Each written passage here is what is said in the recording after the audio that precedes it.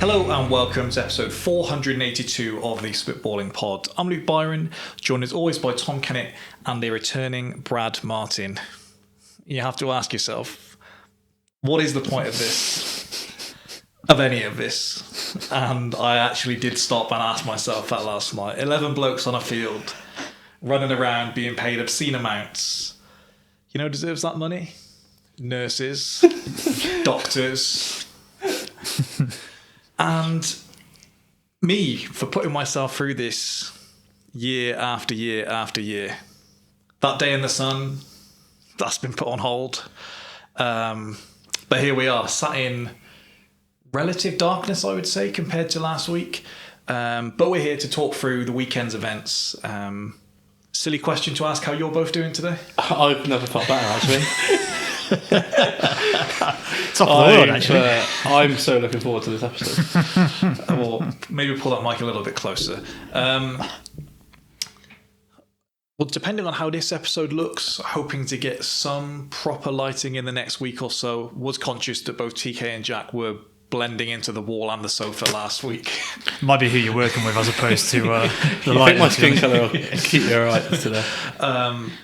So we're trying the opposite this week, maybe a bit darker. Not a lot, I think, to get into before we get into what we're here to talk about.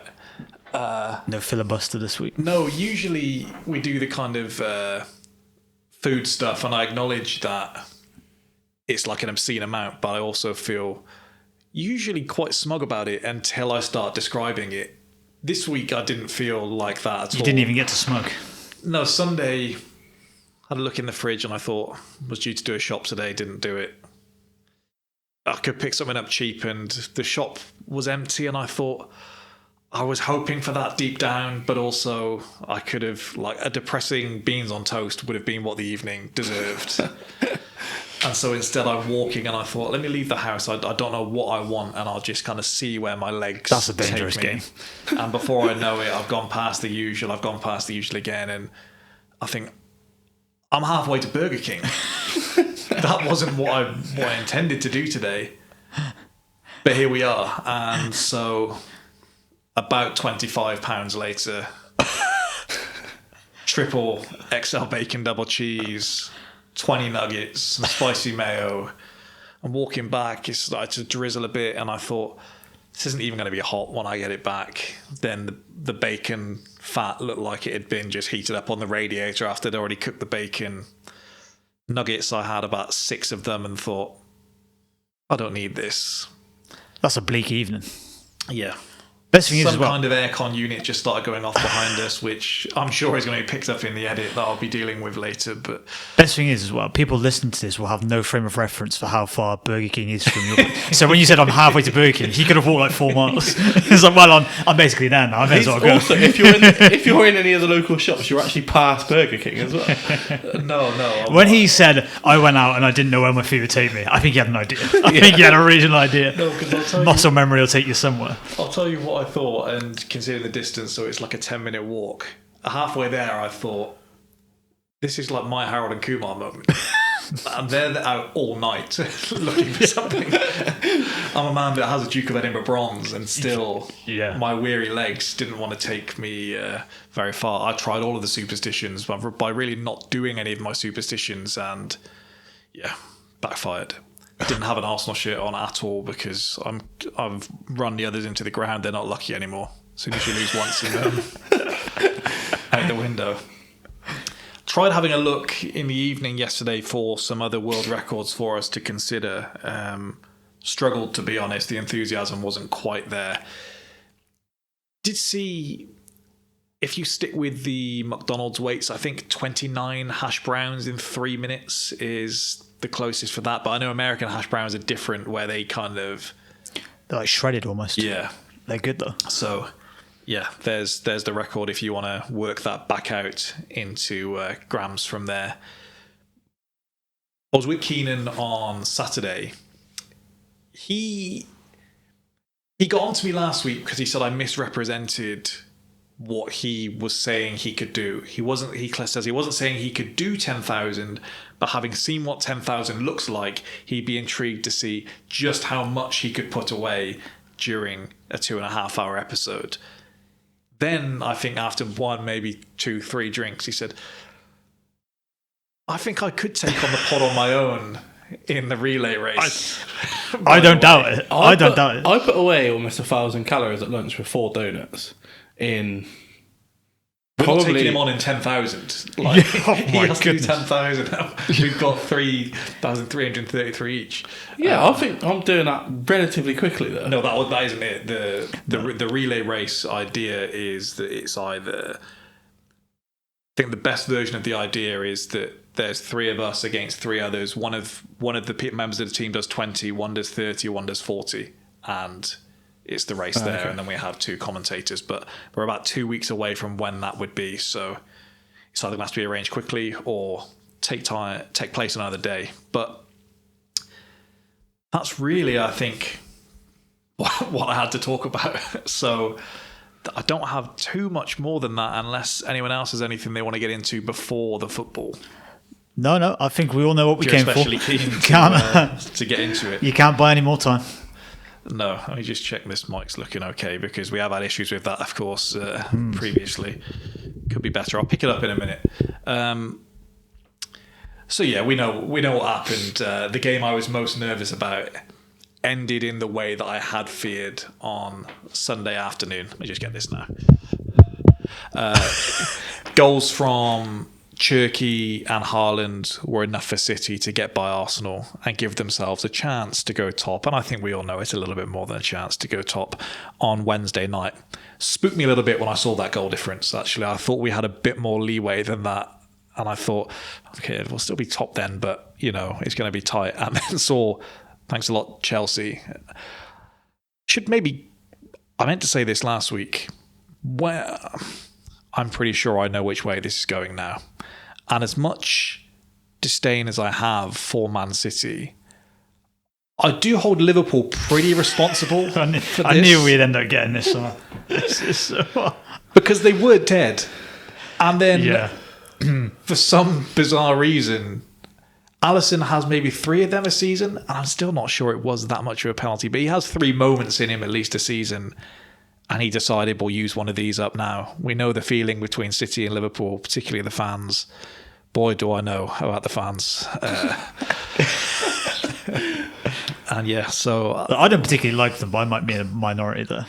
Yeah, I think you might be. I don't particularly like your lot either, so it's the thing. Sorry, carry on. The worst part about this whole fan thing is Liverpool fans called themselves the Unbearables. And you are probably more unbearable than the team that I feel a bit heartbroken if we've had the title taken off us, to be honest, in multiple ways. I would say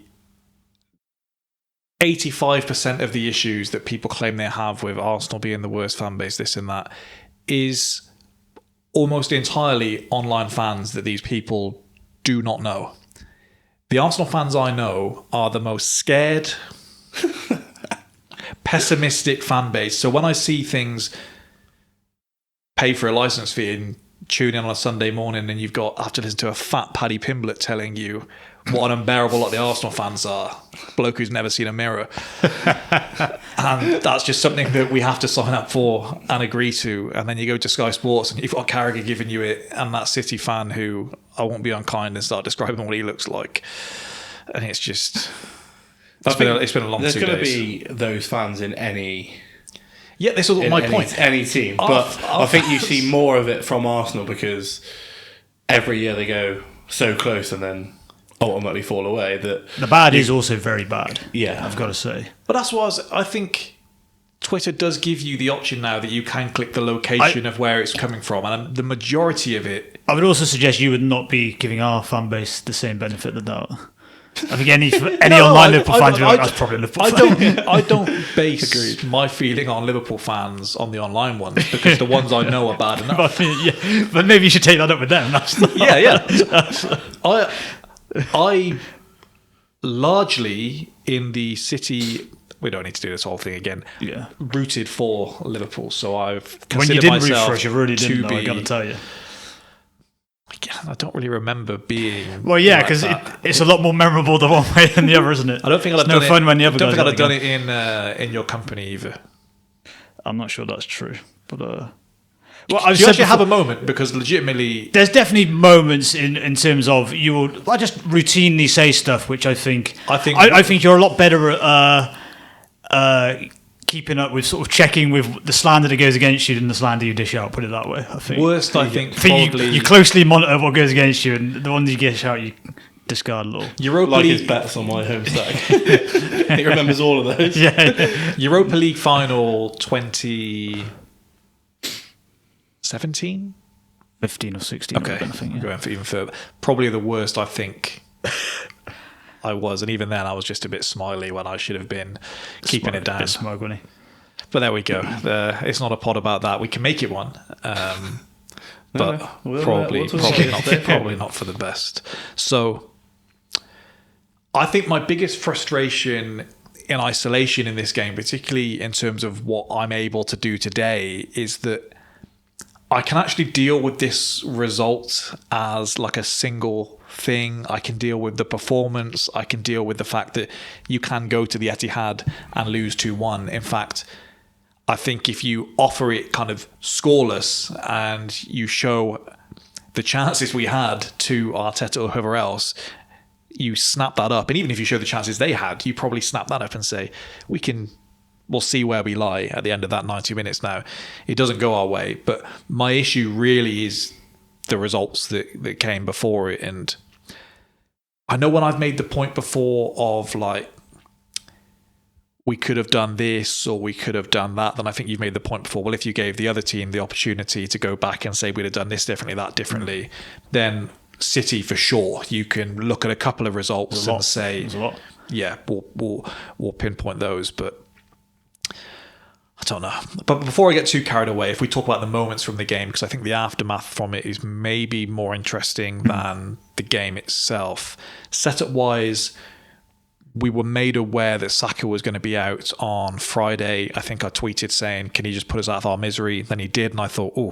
Could you not? Didn't like that. But I think so much, and I don't think it's translated too much in the ground, but it has been a feeling, at least kind of pre and post game with Arsenal fans, that for the last 3 weeks maybe, because he's been so quiet about the situation with Calafiori and Saka and Timber and just keep saying they're days away, you get this feeling of, each time the team sheet comes out and they're nowhere near it, rather than if you just say, look, they're going to be out 3 weeks. Like with Eze, we kind of said he's going to be out 6 to 8 weeks. He comes back in 5. Yeah. That's much better doing it, because I don't believe there's that much of a psychological thing for the opposition. I think there's a far bigger psychological advantage if you think there's a chance you might be playing Saka and then you see the team shoot against Madueke. I think the only time it worked, and I wonder if maybe this got into his head a little bit and he quite liked how it felt, was when we played Liverpool in the 2-2 in November to January time 2 seasons ago. The one with Saka, the whole week is he's not going to play, and then within 3 minutes he'd flip-flapped Robertson and put it top bins. I don't think that's definitely got him. Yeah. Other than that, I don't remember that. He's very cryptic about injuries, and like you said, it feels like it's backfiring on you as opposed to doing anything for I the almost other team. don't want to quote specifically if it's Twitter rumours, which hopefully it is. The word that's coming out about Saka is not pleasant in terms of what this injury could be. What are the internet rumours? I'm sure it's not as bad as the Anton stat rumour that I saw today. It's Achilles. Have you seen that? Tendon, Achilles something, where they're like, look, you basically take it easy for 12 weeks and then we see if we can get you back in business, or we can see what happens and you can make this worse.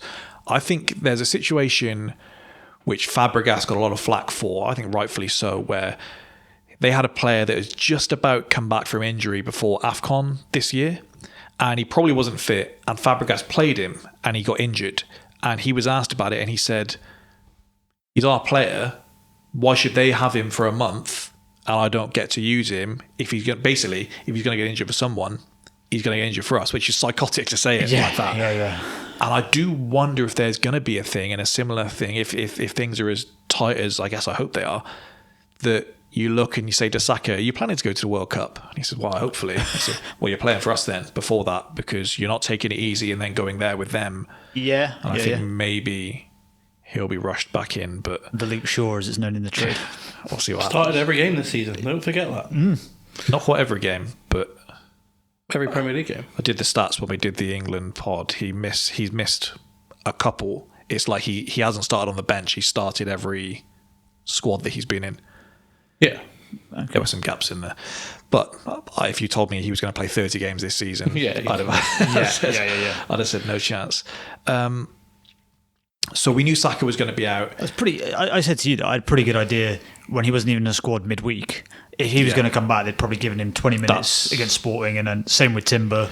Yeah, I was saying the same for Timber and Calafiori, but I was quietly optimistic that they might be back. Particularly Calafiori, it felt like that one. I don't really know what happened to him, to be honest. So I think the team picked itself. It was almost like a box midfield more than Eze playing as a left winger. At right back, he went with Mosquera over White, and I think most assumed he would go with Havertz up top. And for all of my fears, I thought we started quite well. I thought we were front-footed. I thought we were really aggressive. I thought that was paying off. You do always have the feeling with City where you need to take those pockets in the game that you play well in, and you need to get something from it. And so when they went up the other end and scored, I thought... Well, especially as you started with such an intensity that you were never going to be able to keep that up. No one. Especially after playing midweek when they didn't. Yeah. And the pressing was like nuts. So you were never going to be able to sustain that. But yeah, you are right that I was surprised probably at the positive nature of the start. You probably had to, but I was still surprised that you were able to, because the whole narrative had been that you were spooked, that you were... But the whole way you've been playing in these games coming into going there for a draw as well. Yeah. The fact you only really need a draw. I was on board for. Yeah. But so it was bold, and fair play to the manager and the players, because they did it and they were brave. And I quite like doing that rather than let's try and get to 60 minutes and then turn it up with what we've got left in the chamber. I think if you can do it, then do it when you're fresh. Well, I think especially the nature of your performances lately is you haven't been able to go through the gears, so you wouldn't have been able to just hang in there and then turn it up a gear, because there's been no indication that you can do that. And I will say, Raya's first touch being a heavy one towards Haaland's path wasn't the nerve settler that I was looking for. He nearly killed you, didn't he? Considering, like you said, you had started well. If that had gone in, it could have got messy, because I think then you might have got rattled. Yeah, you'd have 100% been rattled as soon as... I was rattled for you. As soon as he took that touch, I was like... And Haaland's probably the last... Well, seemingly Kai Havertz is the last person you want that touch around, but... That's a compliment. There you go. There's going to be some slander, so take the compliment when it's here. But yeah, Haaland's probably the last person you'd want that touch around with. It's a rare one for me going pure airplane mode during the game. I knew I was going to be a little bit behind just the nature of the service in here, and I thought I can't risk good or bad kind of having this spoiled for me. And it was weird for me. I'm so wedded to that experience of whether it is my uncle predominantly or Troy or Lawrence, and kind of doing the let's be really pessimistic and hope for the best while the game goes on. Let's ruin the game for ourselves before we start. A bit kind of angsty as it was going on. Like I didn't really know what to do with myself, and have had to watch some highlights, which I didn't really want to do, because parts of this game I was looking at the ceiling above TK, and for the Haaland goal actually I was looking up there and just please when I heard the crowd and but ruthlessness in both boxes is probably the story of the match. Cherki's goal, I can pick it apart. I don't know about you two. It felt more like magic from him than malpractice on the part of our defenders, if I had to put the sliding scale one way. There was two opportunities for him, wasn't there? There was one... Well, actually, the second one he passed to Semenyo, but he's done the same thing where he's just driven at your defence and they've all backed off. And with someone like that, I know he's difficult to stop, but you can't back off, because as soon as you go into your own box, you can't then do anything. And I think like his touch to go round Gabriel is unbelievable. Like that's so difficult to do outside of his left foot, and he gets like it goes past Gabriel's toe by 0.5 millimetre, and that's all he then needs to put it back on his right and put it in the bottom corner. I think TK can vouch that I've actually been talking about this for years and saying I believe it's something that's coached at Arsenal. I don't understand it. It's but I coached think at it Liverpool has as well. to be. Van Dijk does it all the time. But the thing of, I think you back off to a point where you set the shape, and then it's kind of like a game of slaps where you keep kind of threatening it. So when you charge in eventually, you hope you're catching the person off guard. And we don't. We just do the backing off thing. And so someone like Van Dijk, I think, is very good. He does the back off, and then he'll snap at you and nick the ball away. And I think both Saliba and Gabriel in particular, are very good at that, which is why I find it so strange that they do retreat, and you leave yourself in a position where you now can't make the foul. Yeah. But when Cherki did that, I thought... There is something about when you see a player like Cherki doing that, though, as well, where you go... A bit of panic does set in. I can't make a challenge here. I can't jump in. It's similar with Doku, isn't it? Because that guy is his feet are they ridiculous. just look at him and they know I don't want to get. They know they're going to be a highlight reel as well potentially. So I think probably if you were looking at, I think Arteta will look at Eze's part and when the ball drops initially. That I think he's a little bit weak there, and Arteta I think probably doesn't like his defensive side of the game. He's probably always been worried about that. So I think he would probably pinpoint him ahead of someone else. I agree with you. I do think because there's one where Eze just before it gets knocked off the ball by Cherki as well, which I think he'll look at that as well. It's a bit too easy. As a soldier of Arteta these last few years, I have found myself in a position where I do start looking at that with a forward, and I don't really want to be at a point with forward players where one of the first things I think about is how solid you are off the ball. I think there needs to be a certain amount of it. I'm not saying I want it. No, I'm saying that's what I think he'll look at. Agreed. But I do believe Eze is probably at the level now. I think he gives you enough out of possession, the Champions League particularly. Yeah, I would agree. I think you see a difference in him, you see a difference in Martinelli, in that to coach a press like that, I think for 90 minutes to sustain it, particularly if you're not playing in the position which you've been drilled in for however long, then you are going to see some gaps in there. I think the issue is the reason I raise it is probably that there feels that some players you have less leeway with him, and I think he might still fall into that bracket only because you look earlier in the season he made that defensive lapse and then just kind of didn't get a look in for a while afterwards. If you look at, I think there's probably a question. I think you obviously already had him circled, but if Havertz doesn't go down injured, you might not even sign him to begin with. You may not even pull the trigger on that. Arguably, that's why he gets taken off as well, because of those defensive frailties in the first set. I don't think they should have taken him off. But even if you go back to earlier in the season when he might not even get the game time he does unless Odegaard goes down and then kind of forces his hands somewhat anyway. So I think he probably doesn't fully trust him, which I think is unfair, but that's kind of the way his mind works. I'd point to you that the Villa game that was so decisive in his lack of game time elsewhere, if you look at their winning goal, Odegaard gets bitched in that, dangles a little leg in there, and he's out and comes straight back into the team. So as you say, some people can do it. What I would say with their goal is the celebrations were very pronounced. I thought it was very intentional, kind of really driving that dagger into us, twisting it. And I did think we needed to hit back quickly. And I had the thought of United 2-3 years ago. Rashford hit that dagger against us. He flip-flapped through Partey, and Ben White backs off and he hits it in the corner. And we go straight at the other end. It's pulled back for Odegaard, who hits it into the far corner. And then last season, in the game that we beat City 5-1, we smashed them in the first half. Haaland scores straight away in the second half, and then Partey pings one off Phil Foden's back, and we go 2-1 up, and then we go on from there. So I did think, kind of like what happens at 2-1, we can't afford to let them start styling on us, because if you're chasing around like that in the way we were, you're not going to be there for the second half. You're just going to be dead. So yeah, as you said, Havertz manages to do what Haaland couldn't about 10 minutes prior. This is Donnarumma's error, isn't it? I saw some blame being applied to Núñez for it. It's Donnarumma's error because ultimately he's got to clear it. But so if I'm a right back in my team, I don't want my right back throwing it to my goalkeeper when we've just gone 1-0 up. Everything you're told as a kid and growing up is work the line, work it down there, keep it away from the middle of the pitch. And I think he just gives Donnarumma something to think about that he doesn't need to be thinking about at that point. I don't want Pretty much every Prem team would do it though, won't they? You don't really even in the. But I would expect the centre half to be higher. The centre halves are like a couple of yards inside the box, so Havertz is still quite high. Normally, if you do that from the edge of your 18, your centre halves are in line with the thrower or another 5 yards further forward. Yeah. And then your keeper comes on a bit of an angle, you throw it back to him, he's got a touch and he clears it line. I don't think, because of the position of Kusanov and Gahey, I don't think that throws on. Yeah. But Donnarumma is one of the top probably 5 goalkeepers in the world. He's got to deal with it better.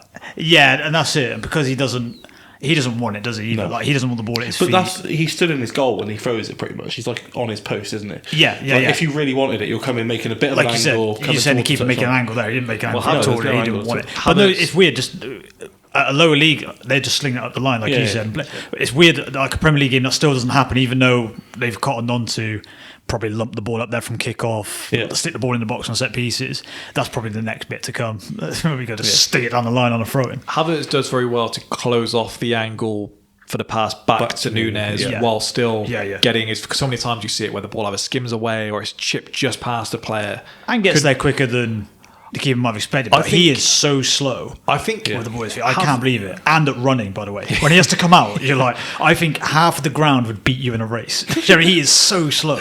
Although I thought Bernardo Silva was slow until he raced Havertz in the second half. I was going to bring. I think Donnarumma is just like, I don't know. Yeah. He's not an athlete. It's mad. I think you can see the issue because I would criticise Arteta and say too many times this season it hasn't felt like we've got all of our best players available on the pitch at any one time.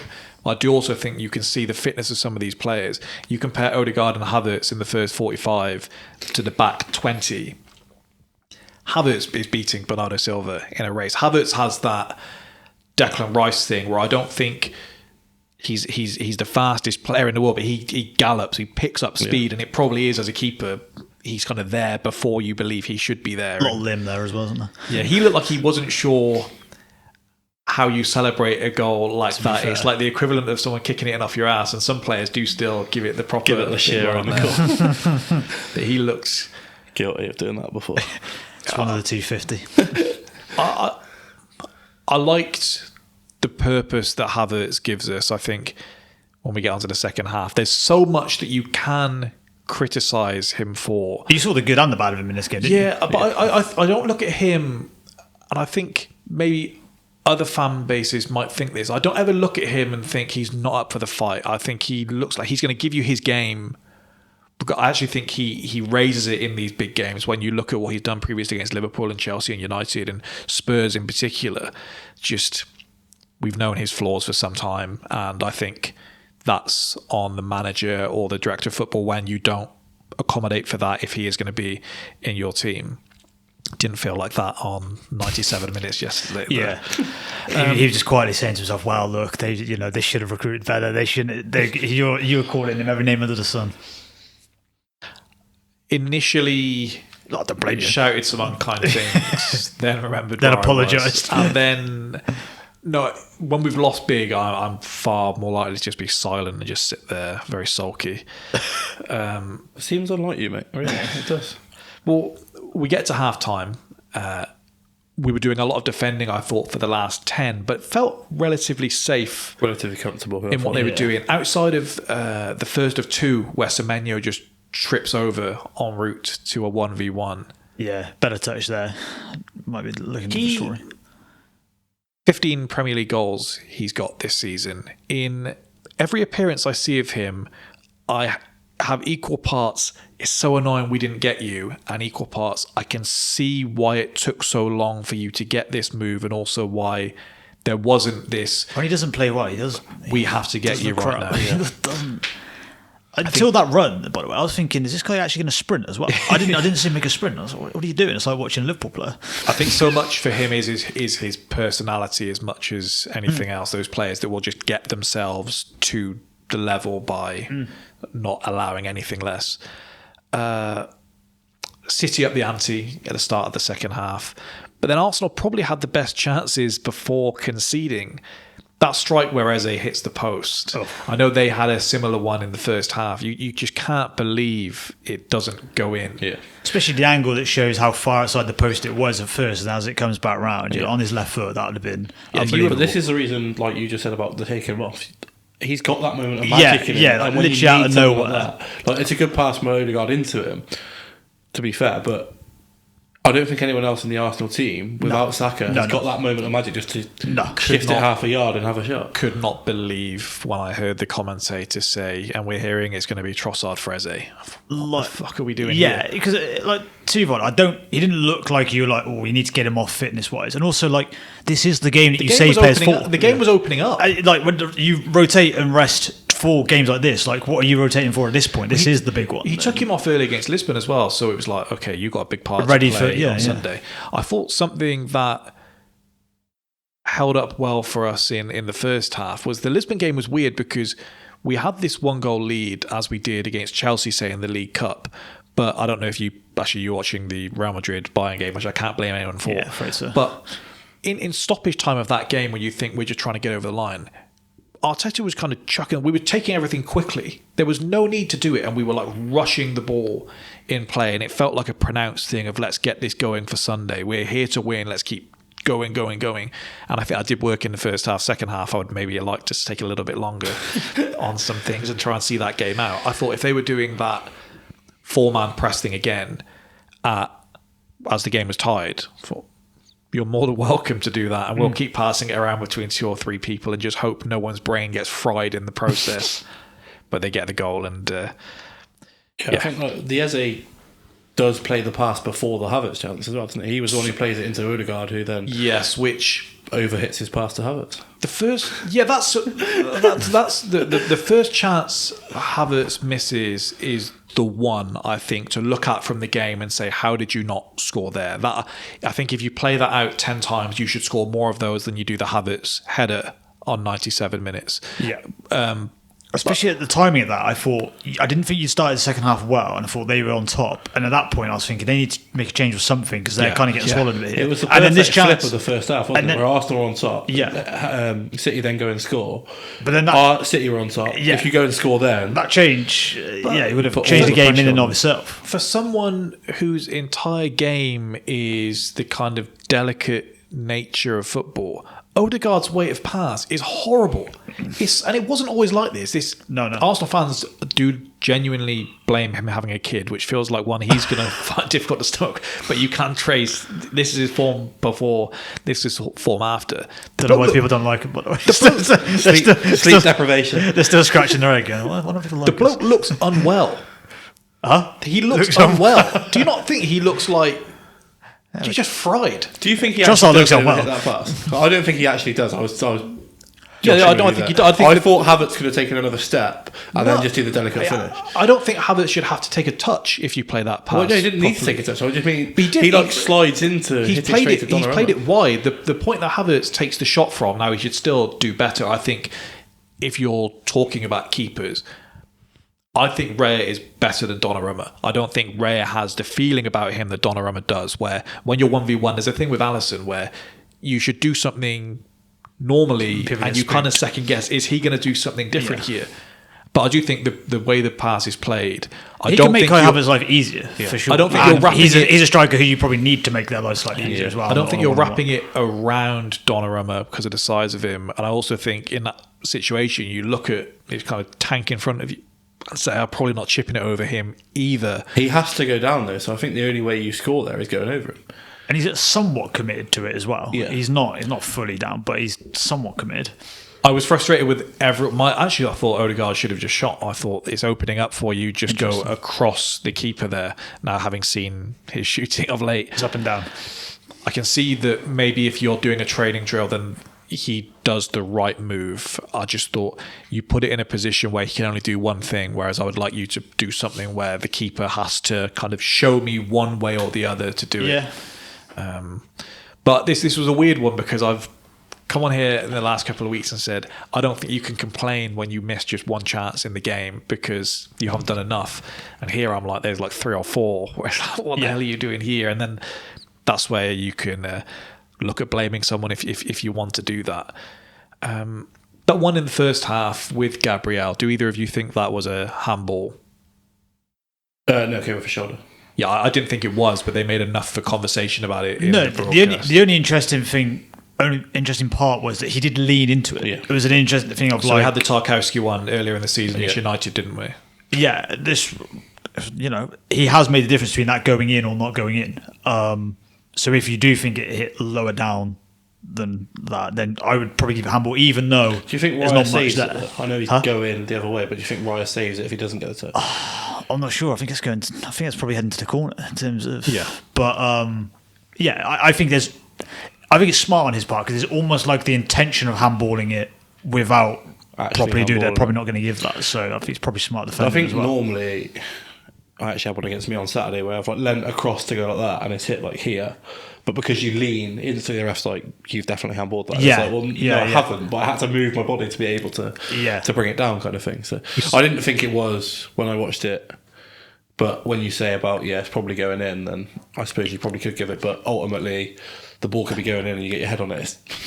You've got to get your body on it. This is never supposed to be a as handball. long as because anything on your sleeve shouldn't be. It's high up enough that I didn't think you could. I just Unless you're drawing the VAR pattern, and then you can just point someone's elbow and be like, he's offside from that. You said it about Havertz earlier. I think this was a game also where you can look at Odegaard and say, it's so clear everything you do for why you need to be in this team and why you're a hindrance to this team in the same game, because I liked that we opted for technical security rather than big fat bodies in the midfield and let's just clog this up. But then I also think you see I wouldn't think I would say this about Odegaard, but you see the levels of technical player in midfield when you see what some of City's players are able to do and what ours were able to do. I never felt like we could win that midfield battle by slowing it down. I thought we needed to beat them with kind of frantic energy rather than camping in their areas because they were too astute at everything else. Slowing it down, to be honest. I thought it was... There was one in the first half, he passed back to the keeper, and I thought, there's no need for you to do that. And I think you saw Rice kind of say to him, like... Was that Rice on the corner? Yeah. He came out from a corner and Rice was open on the left. Perfectly easy, square ball to Rice, he just doesn't. It just kind of... There was one with Hincapié later on that he did the same thing with... I was about to say it sets a tone, but it doesn't set a tone because the rest of the team has set a different tone, and it's like you're going against that. Yeah. I thought I would miss Calafiori more than I did, and maybe in an attacking phase we did, but Hincapié I'm more and more impressed with every time I see him play. I do think if Calafiori was fit more often, then we might have a bit of an issue, to be honest, considering they can't both play. We're going to pay about 45 million for him in the summer. Hincapié. Have you not already? It's on a loan with an option, but the option can be triggered by either side.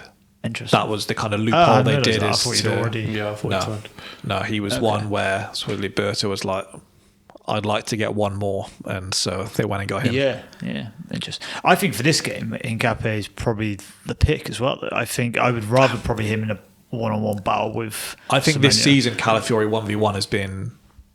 He's good, but the things that you want him in the team for to bring, I don't necessarily know that you needed it in this game. It wouldn't have been nice to bring him on. It wouldn't have been awful, yeah, for sure. But I don't know. I think it's probably more of those games where this is getting really bogged down. We need some sort of creativity, something different. He's kind of a bit of an X factor for you. I also thought Hincapié really struggled against Semenyo earlier in the season. It's a good point. It was bullshit, that yellow card he got in the Carabao final. That should never have been a booking. Yeah, I know, but there was that killed him. There was a couple of times that Semenyo just knocked it like 5 yards, and then I think put in like a couple of decent crosses, and I thought, I thought he'd be better. I saw him starting Sunday, and I was like, I thought he'd be better one-on-one than he was in that game. But then in most games I've seen him, he's been a really much better defender. Semenyo kind of smack talked him after the game, and I thought, after this game? No, the first one. And I thought, you're not letting that slide a second time. He didn't. He was angry. That's the thing that Lewis Skelly had before this season, where his game doesn't work if you're not ultra aggressive. Like Timber's so good because he's not the quickest, but you can't turn him because he's basically got his waist right up in your back, and if you try and spin him, he's going to take you out or he's going to pinch the ball from you. And Hincapié is so good at just getting touch tight immediately, and then he's got that burst to get through afterwards, but unfortunately didn't get much for it in the end. So the goal they score is a gut punch. It felt far more of a gut punch than the first one, Martinelli doesn't track back with O'Reilly. Why does Martinelli try and close Gahey? Odegaard's screaming at him. He's not Gahey. He's pressing the keeper who has the ball in his hands. No, because Gahey's on the angle, and then he goes and presses Gahey, or goes to press Gahey, who hasn't got the ball. No, if I was... Don't let him get the ball. Yeah, don't let Gahey get the ball. Even though Odegaard's like screaming What's at him. What's that, O'Reilly? Yeah, you can have it. Yeah. If I was to give him any pass for that, then the way we press with our left and right wingers are different in that we have done it previously where the right winger presses on to the centre-back, we force you to go to the full-back, and then we box you in, basically, and that's one of our ways of doing that. The ball has to be out of the keeper's hands at that point. I agree with you. I'm saying if I'm hand. trying to comprehend what he's doing, then that's going to be the reasoning for it. But the fact Odegaard is screaming at him in the way he is tells me that wasn't the plan here. And then I think you can look back and you can say at that point, if Martinelli isn't there, then I think as Mosquera, you need to step up. Maybe the fact that he's on a booking is why he doesn't get ultra aggressive in that to push right up and try and stop it at the source. Yeah. Why not? No, it's Mosquera still. And then I think Zubimendi can press in to close the space there as well. I think in a game where we were so switched on, we just weren't for about 15 seconds. And that was the difference between possibly winning and losing the league. Yeah. Yeah, there's just so much space there. As much as it's incredibly rash from Martinelli that, as you said, like if he did that because the keeper just put the ball down, I'd go, well, you look a bit keen, mate, but all right, I can see what you're doing. Yeah, with you split them, don't you? And but then as the ball travels to... Once the ball's still in the keeper's hands, he's like sprinting what are you doing? Yeah, it's like, I'm going on an adventure. I think so much of the feeling there is also dictated by what I already think of the player. Because if I'm coming out of this game and I have more ill will towards Martinelli than I do Havertz, and I'm saying that genuinely, like Havertz I'm very annoyed with, but we play tomorrow, I'll have my Havertz shirt on and we go again because I know what you are and I know what you bring. My issue is what Martinelli doesn't bring at this moment in time. It's fortunate that Rodri misses the ball in the way that he does. It goes all the way across and... You're not having a foul though. Can we go back one stage? Because Zubimendi jumps. When Doku cuts inside, Zubimendi jumps from O'Reilly, leaves him free in your box. And there's no way on earth you should be jumping there. You've got to trust your right back to deal with Doku when he cuts inside. But then, if Timber's in, then maybe he does. Yeah.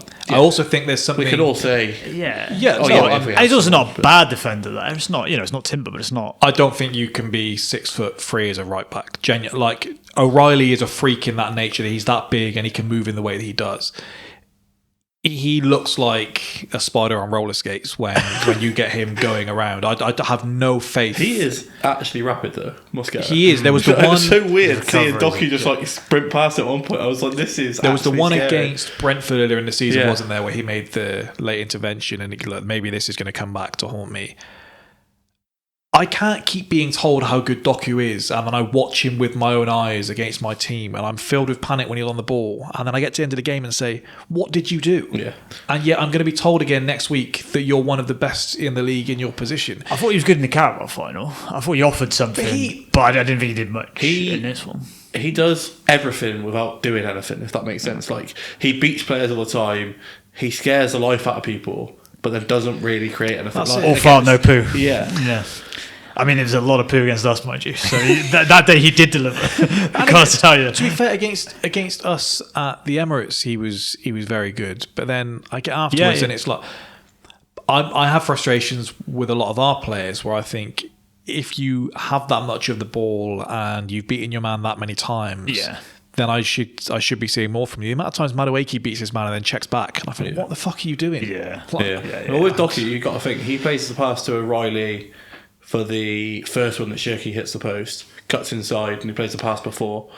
It obviously gets cut back and then falls to Shirky. He plays the pass to O'Reilly for that one as well. It's actually nice work from Donnarumma for something that he's not typically praised for, just getting it out quickly. And you could see it happening in real time, like, oh no, which is why I close my eyes and look to the sky and hope for the best. And but that worked for me until it didn't. Just because you don't get an assist or a goal in a game doesn't mean you've had a bad game. My thing he definitely occupies people's thinking as well. You can see them going like, fuck, we're going to have to deal with it. Especially on a day when nothing was happening on Semenyo's side. You could see them forcing it down Doku's side more and more. So my thing isn't that he's a bad player. It's that I just don't. I think the reputation. I should have more than 7 league goals in 3 years. No, agreed. I think the thing for him is he's getting so many props now because for so much of the season they didn't want to play Cherky and Doku, and so they were like putting other like Bernardo Silva out wide and stuff like that. And it's like, hang on, you've had this guy all season. Why have you not played him more? And I think that's why he's now getting the props that. He is creating stuff. He is like he scored against Chelsea, didn't he? He's largely involved in the games he's now playing in, and it's like, well, why wouldn't you play him? It's so frustrating, and it is equally an Arteta issue, as I kind of keep saying, just so people don't think otherwise. When you look at that game and you see the depth that they have available, and then if you just say to me, Saka's going to be out, but you can have Timber in there. I'd see everything down that side, and I think he's not doing that. He's making everything so much more comfortable. And then I can go back and say, I think I quoted last week, we had a 10-game spell where Ben White was fit and Timber played 90 the whole way through. And then we get here and he's fucked again. He did that interview last season when we went to PSG away, and he said, I don't think it's right that I should be asked to play with 3 injections in my leg because we're competing for a Champions League.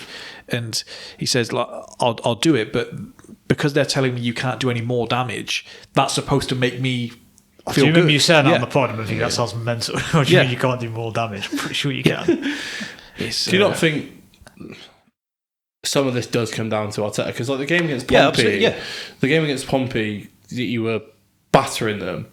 Didn't you bring Zubamendi on for like 35 minutes? I know he's not one of the ones that's got injured, but it's just a completely unnecessary management of players. He hasn't learnt it, and I think the managers that he has references to all have their own ideas around rotation as well. Pep doesn't really do it because he has such a small squad. Wenger did it once very clearly, and he spoke about it for the rest of his career. He referenced it in his book and had a big thing about it before the 2001 UEFA Cup final. He rested 8 of the 11 starters in the week before because we had a nothing game. And he said that the players got in the game and they just were flat because they didn't have the game in their legs coming into it. And so I think he does try and keep the game in their legs. When you look at here, Saka and the others, Saka has been unfortunate this season because I do really think he's managed him. Saka hasn't started twice in a week this season. Calafiori hasn't started twice in a week this season, and they've still got injured. I was going to say that there has been more management of these players than previously. I think too much with Saka. The time, you made like 200 odd changes this year. When I look back at the Nottingham Forest game, and I see that Saka's fit, and we're starting Gyökeres, Martinelli, and Madueke, and it's like this doesn't work. Stop doing it. And we at least he didn't do that in this game. That one was a real fear. The best ability is availability. For sure, that was also Saka's. Saka before turning 21 years old had 300 career games. It's just nuts, isn't it? crazy, and it wasn't being taken off in those games. And they were for what? Like, he doesn't have a trophy to get out of it. He's got a couple of England Player of the Years and a pat on the back from the manager saying, "You're so good that you play through all of these injuries." Going back to Pep though, he does rotate more. You think like the extra game for I think they played one of their starting 11. I think they made 10 changes. I think this season has been different where it's been quite clear what they're going to do, and also I think Arteta maybe has had too many options this season, but previously they've had such a small squad that the level of quality they can sustain, whereas you go back when Saka has been playing the 300 games, his backup has been Willian, or it's been a kid from the academy. Basically, it was Nwaneri coming in when he went down last season. But I feel like there's horses for courses there, because there's early rounds of the FA Cup, the early rounds of the Carabao Cup, that's a perfect opportunity to play these young lads. I agree. Ultimately, they're never going to get the experience. He came out and said, Saka tells me if he's there, he wants to play. And it's like, well, hang on, if you can be the big boy about everything else and no one else has then it's not Saka tells you what to do and suddenly you have to do it. So let's every player's going to say they want to play, aren't they? Yeah. And so we go back to the goal. I saw it as closely as I can in real time with what I was going through. Didn't have much of an issue with the goal. The couple of angles have been doing the rounds today across at least my social media. I saw your favourite referee Keith Hackett had a couple of things to say, and we were cheated 3 or 4 times in this game actually. So get him ideally if he can start running again. Keith Hackett knows what he's doing. All these refs side of each other. I've got to go the other way. To be honest, and we'll have a conversation about another decision later in the game. I think it is one where, fortunately for one party, the other party has been honest enough that there's no real need, because I think you can do we're wrestling with each other when you get the kind of slingshot motion where you get pulled back like that. Then I think if Gabriel goes down, then that probably does get ruled out. He doesn't normally need a second invite either. I saw Arsenal fans in the comments going, why was this the one where he steers next week? It's a good question.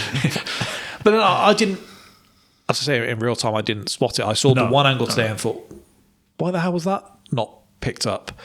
And I think when you looked at all of the build-up to this game, there was a feeling of these two are going to scrap it out. They have the thing. I saw Peter Schmeichel asking him after the game, who's some prick, by the way, he is. I know he was always like that, but more so now he's got a microphone in front of him.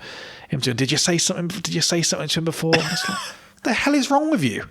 Come on, he's looking to get a bit of sauce out of it. I'm sure he is, but there's someone else who looks like more of a prick with a microphone. I did think that as I said it. I don't have the track record he does. Leave that there. Yeah, I think for me, ultimately, I'm not sure. Obviously, Gabriel's been told he's got to deal with Haaland, but Hincapie's obviously come across Gabriel to go and try and nick it off Rodri. And then you leave Gabriel at the back post, and he's probably not expecting it to come through. And I know he gets dragged, but as a centre-half, with his track record of wanting to grab people, wanting to have that wrestle, you can't then get moved that easily for me. I think you've got to be stronger. I think it's one of those where, to be honest, if someone pulls the back of your shirt, if you aren't stood there planting both your feet in the ground, there's not an awful lot you can do about it. Like, grabs his arm, it slings him by the arm. If I get him in the right way, I can get Mark Henry off balance. He can get me far more off balance. But maybe we see that 1 week on the pod. You trying to throw Mark Henry? I just think there's only so much you can do there now. Not credit to him for not whinging and moaning after. I just think there was a directive. These two are going to scrap, and I think that's why Gabriel doesn't get sent off later in the game as well. I just think if Gabriel doesn't drop with Haaland to the back post, he probably wins that ball where Hincapie doesn't quite get there, and with Rodri, I just think he's a little bit stronger in that position than the goal. Yeah, and he probably clears it definitely there. They've had probably 20 times up against each other in this game. Yeah. Gabriel will feel he's got the better of him 17 times, and ultimately that's actually the difference in that when they got the better of us, they made us pay, and when we got the better of them, we didn't. The replay looks bad, but I don't. Watching it, I was not thinking that. And if they'd said, "Oh no, there's a VAR check. We're going to chalk this goal off," I would have felt a bit like. I mean, obviously, an Arsenal fan wouldn't have, but as the spectator, you'd be like, "This doesn't feel like it kind of fits." The rest of the game. Let's finish the game off, and then we'll do the title race at large. Let's say I can't believe he takes Eze off. I actually think not one of his changes were a net positive in this game. White was as close to an upgrade as there was in that he just didn't really. There was not much difference between the two there. It's a positive change though, because White's obviously going to go. But I mean, in terms of the guy that came on for you did better than the guy that was on before. Martinelli certainly didn't. Oh God! When he tries chesting it down in the area after that corner, who has gassed you up at half time? Because you are not that good. It's like every so often he remembers he's Brazilian, and it's at the worst moment. And it's never when he's finishing it off. It's some stupid shit like that. But to be honest, the groans I let out at seeing both our 55 million winger starting and our 55 million striker coming on says it all about our summer recruitment, and we can all have a bit of a moan about our summer recruitment. But it's like, oh, that was all right. So they kept the ball well after scoring. We still had our chances. A Gabriel header that nobody could scramble in, which I thought after the headbutt thing, I thought this would be fantastic if you can do that. Did it? I know the answer actually. Did either of you want Gabriel sent off for that moment? Slips really, head goes in more. Nasty slip, wasn't it? It was horrible. I think the worrying thing for me is the lack of consistency, because ultimately, if anyone else in the Premier League does that, then they're getting sent off. The fact the referees just let them two go at it all game means, all right, I'll probably just let you get away with it because of the way I've refereed the whole game. And I just think you can't, and obviously I'm going to revert back to Martinez missing 3 games now for touching. They're separate. I saw a lot of United fans. But it is very different. If that goes down as violent conduct, but sticking your head in someone's face doesn't, it is an odd. Yeah. That is an odd look for a league. But in terms of consistency, you can't say that touching someone's hair is a free match ban, yet not in someone's yellow card. Or I thought he was cooked the moment he leaned in like that. I had no issue with it when they were head to head, but as soon as you then go and we move your head forward, we kind of just know that's. We've seen it so many times. I was exasperated and I was rubbing my face, and I just heard Neville go, "Why have you done that?" And I thought, "What?" And then I saw the camera on Gabriel and thought, "Fucking hell." And to be honest, obviously it doesn't impact the outcome of this game, but he's kind of let his team down because he should have been sent off. You'd have had the rest of the game without him, and it would have been 3 games without Gabriel. He is going to impact your next 3 games in some way or another, both ends of the pitch probably. And so him not having that is a huge moment. So I agree entirely that in keeping with everything else we see, that should be sent off. Now the violent conduct thing, I think you can take that so much further and say some of the tackles we allow, if the hair pull is violent conduct, nobody wants the hair pull.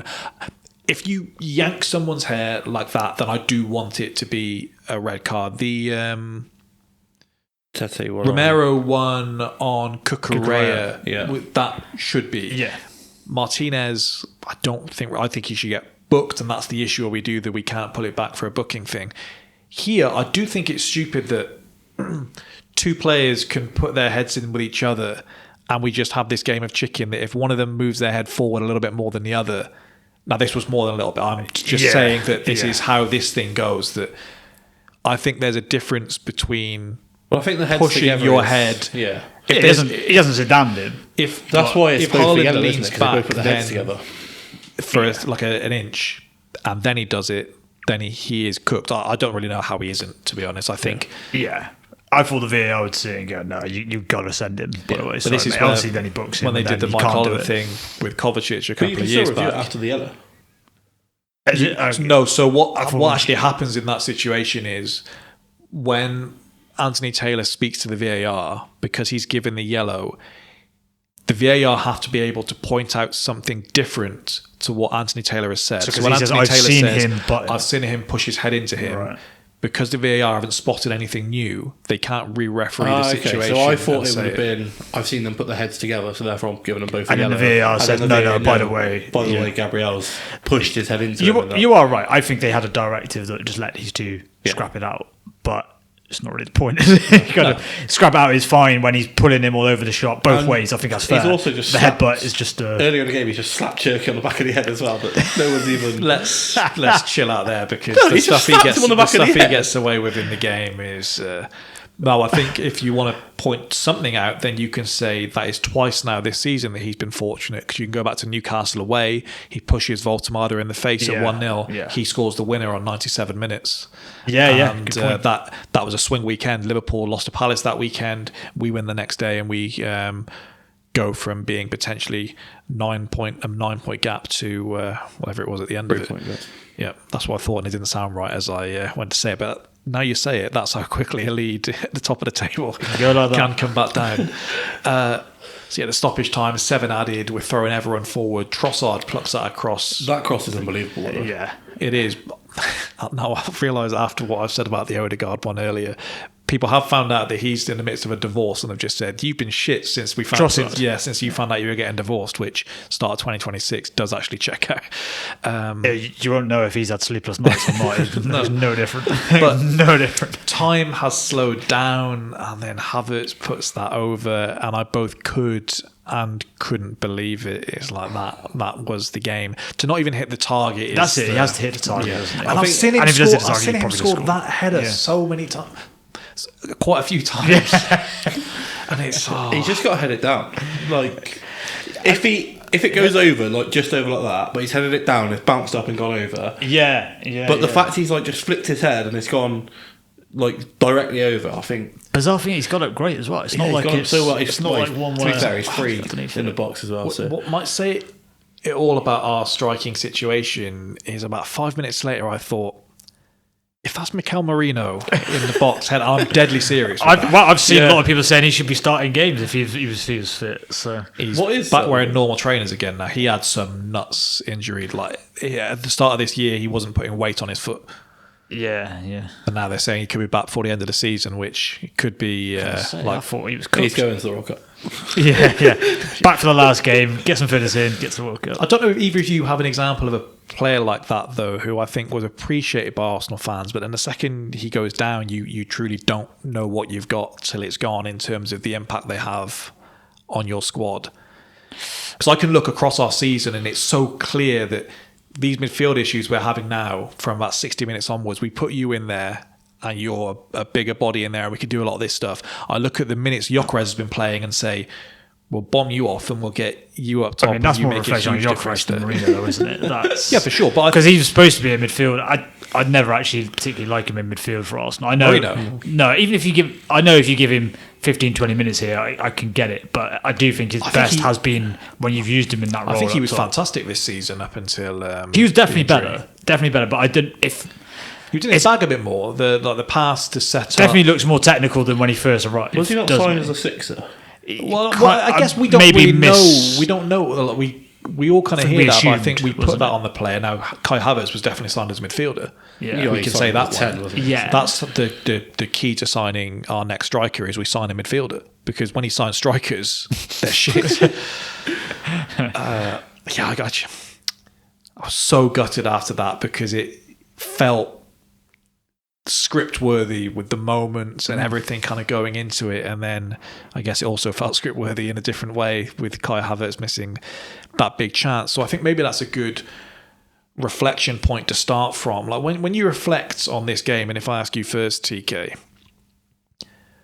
what do you say about Havertz's performance? Like, he gets his goal, 2 or 3 big chances missed. There's the passage where moved off the ball by Kusanov. I can go either way there. I didn't feel like it was a red at the moment in time, but I also think if my centre-back pushes someone in the back when they're the last defender, I've seen one of my guys be sent off for that last season. Yeah, you definitely take a risk there, don't you? I think those ones, it's weird because I put it in the group yesterday where if you get a touch there and then the defender knocks you as you take the touch, you get them. But because he doesn't ever get a touch on the ball, I didn't feel like it was a red. I'm just saying. No, I think you do take a gamble though as a centre half. You take a risk, don't you? So the referee could have easily given that, and no one would have argued with it. So that was more at the just same time. I don't think it was personal. No, so that was more just to mention it. So you can look at this Havertz performance where he's so involved. He's so involved in a lot of the good things we do,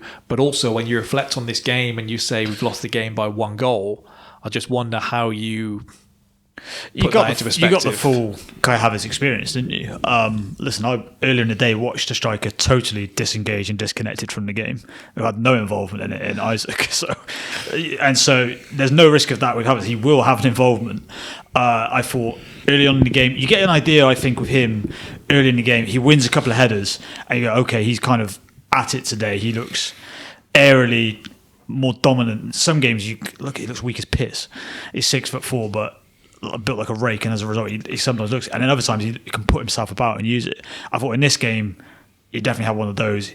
He was dropping in well, pressing obviously like the rest of your team was like a machine, but ultimately it is 2 very good chances that, you know, we'll kind of, Arsenal fans will kind of give him the benefit of the doubt that, well, listen, he's not a finisher. You might be in the minority on that.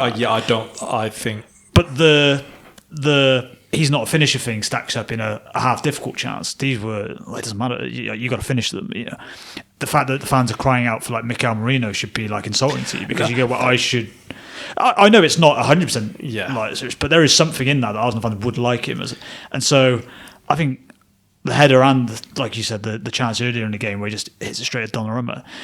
That's the game. That is the game in your hands, and now as an overall picture, you knew that he may not be able to be trusted for this. So whoever you got in, Gyökeres, was supposed to be the fix. So it's on him and on the club for not fixing that problem.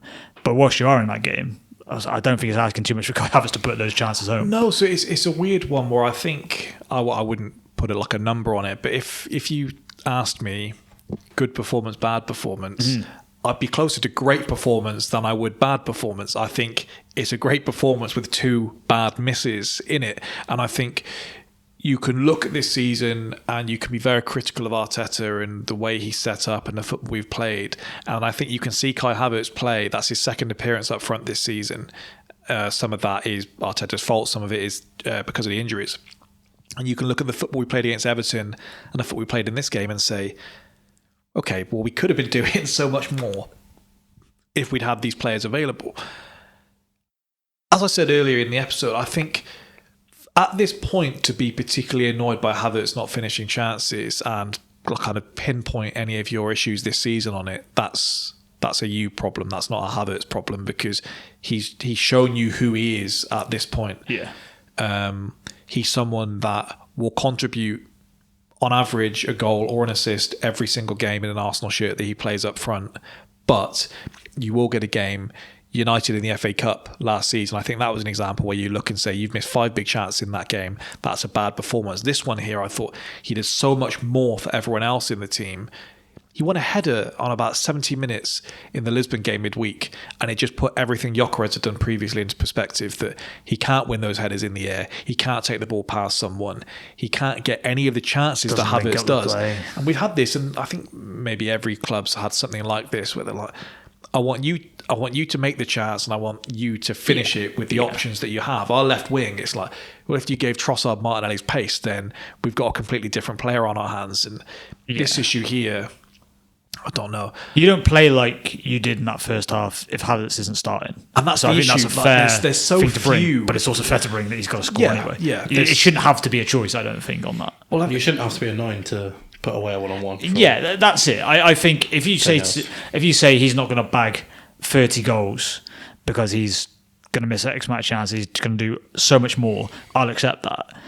I'm not looking for the perfect striker, but it is, like I said, there's a gettable chance. The fact he got himself in the positions is great. The fact he can't finish them. But that's where the issue kind of is in the system that we play, the players we have behind him, in the I think you can put a lot of the better strikers than him in this team, and they're not getting as many of the... You can look at the game against Man City in the Carabao. The best chance we have is the Havertz one that he doesn't finish. He takes the extra touch to his right, doesn't get it back across on the left.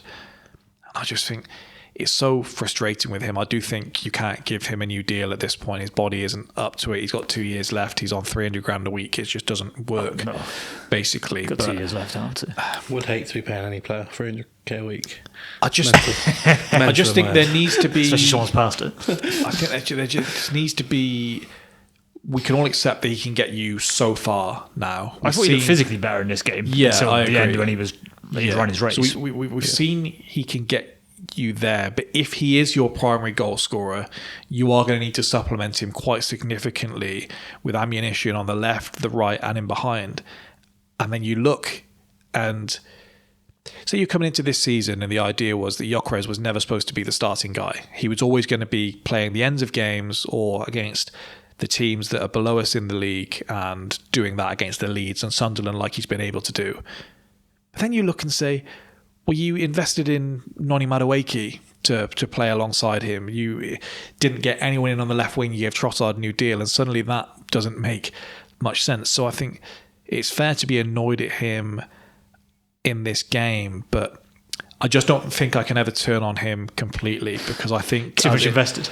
I just think as a footballer, I think he is fantastic. I think you can go through the players I've seen for Arsenal in my lifetime, and I don't know how many can do what he can do in that area of the pitch. You can't go in the market and buy a Robin van Persie. Like, they're not there. And so I think while we have this manager in charge, this might be as good as it's going to get in that position. There's maybe 1 or 2 other people that I'm looking at in the summer that I would like us to make the move for. I think it's as much about everything else as it is him. I even if he's been fitted this season, this game probably doesn't even matter. Yeah, the worrying thing for me is, even when he's run his race in the 97th minute, he's still the one getting in the right position to have that chance in the 97th minute. Yeah, and you've got Gyökeres comes on, who's your £60 million striker. Oh, 55. I think 60. I think 60 euros. It's interesting with every other club transfer gets rounded up with this guy. It's literally. I've rounded Madueke up the whole time. Okay, all right, whatever you say. But yeah, like he just doesn't create. Well, that's, I don't know. That's obviously music to your ears because obviously of how heavily you're invested in Havertz, but that would be my biggest worry is that it's beyond the worry I've been on. He's given up on you. I think I gave it about 8 weeks, and then I've got on it saying, I'm so glad we didn't sign him. Well, I mean, I'll be honest and say your guy's not much better. He's not much better at all, but his age though, isn't it? They just go, "Wow, he'll get there." I'm not sure. But I mean, listen, he's a finisher, all right? He needs to finish games. He just can't start them. I'm not in a position to be talking about overspending on strikers at the minute. I appreciate it, but he is. He's just pure shit. I saw him. I thought we were going to get something else. That pure shit. I saw him coming on in the 84th minute, and I didn't think, "Oh, great, we've got a striker coming on." I thought we'd probably get more from Zubimendi on the edge of the area than we do with him coming on in the middle of it. 14 minutes he played. He didn't touch it. Yeah, I didn't see him. Remember. I was going to say, does he actually get a touch? No. Somebody posted that he didn't touch the ball. No. But I was like, you could have made that up. I didn't. He is Shrek on a football field. It's insane. I've never seen an Arsenal player with that lower level of technical quality. The players that get laughed at for being Arsenal players, the Carl Jenkinsons, the Jovinios, those guys are streets above him in terms of what they can do with the football. Hell. We've got someone that can kick it really hard. And unfortunately, as we saw last week, if the pitch is dry or he has to move to get to the ball or anything, he is useless. And we're paying You've got him a longest drive player playing the Masters. We're paying him a decent wage, and ultimately, I think when it comes to the summer, and there's a lot more heartache to go before we get to the summer, I'm going to hear one of the journalists say pretty soon they need to get rid of Havertz or Gyökeres if they want to bring a striker in, because we need the money to buy Anthony Gordon. Bloody hell! I can tell you that's happening already. I mean, if you flipped Gyökeres into Anthony Gordon. But we're not. Happy days. It's Anthony Gordon feeding Gyökeres. But you said there's a couple of strikers on the market. Who do you want? Julian Alvarez is the one. Yeah, I assume that would be I felt a certain way. I'd seen Isaac already, but when Isaac came to the Emirates in the Carabao Cup semi-final 2 years ago, and I saw what he was doing to Gabriel and Saliba, I just you can see the levels basically, and you can say that's where he fits in my team. And Julian Alvarez, we beat them 4-1 in the Champions League this season, and he was the best player on the pitch. Gyökeres scored 2 that game actually. There you go, see, great player. Yeah, one from on the line, and he still did a celebration afterwards. But anyway, back to this game, because we do have other games to talk about. So if there was any confusion, I stand by what I said with Arteta last week. He's got 5 weeks to win this title, and if we don't, then I can't co-sign him coming back next season. Or this title? This title. Okay. If we win the Champions League, but don't win the league, he has still failed. Well, he's still got to go. He's obviously not going to go. Yeah. But I couldn't then be in the Premier League next season in this position, thinking that it's going to that European Super Cup. I think just for Byron. It's going to get done. That counts now. I look at the situation we're in now, and I do hold him accountable for the attacking options that we have after 6 years with him at the helm. And this isn't a thing of we're in a rough patch, and so suddenly I'm saying it. I've been saying this on here every single year.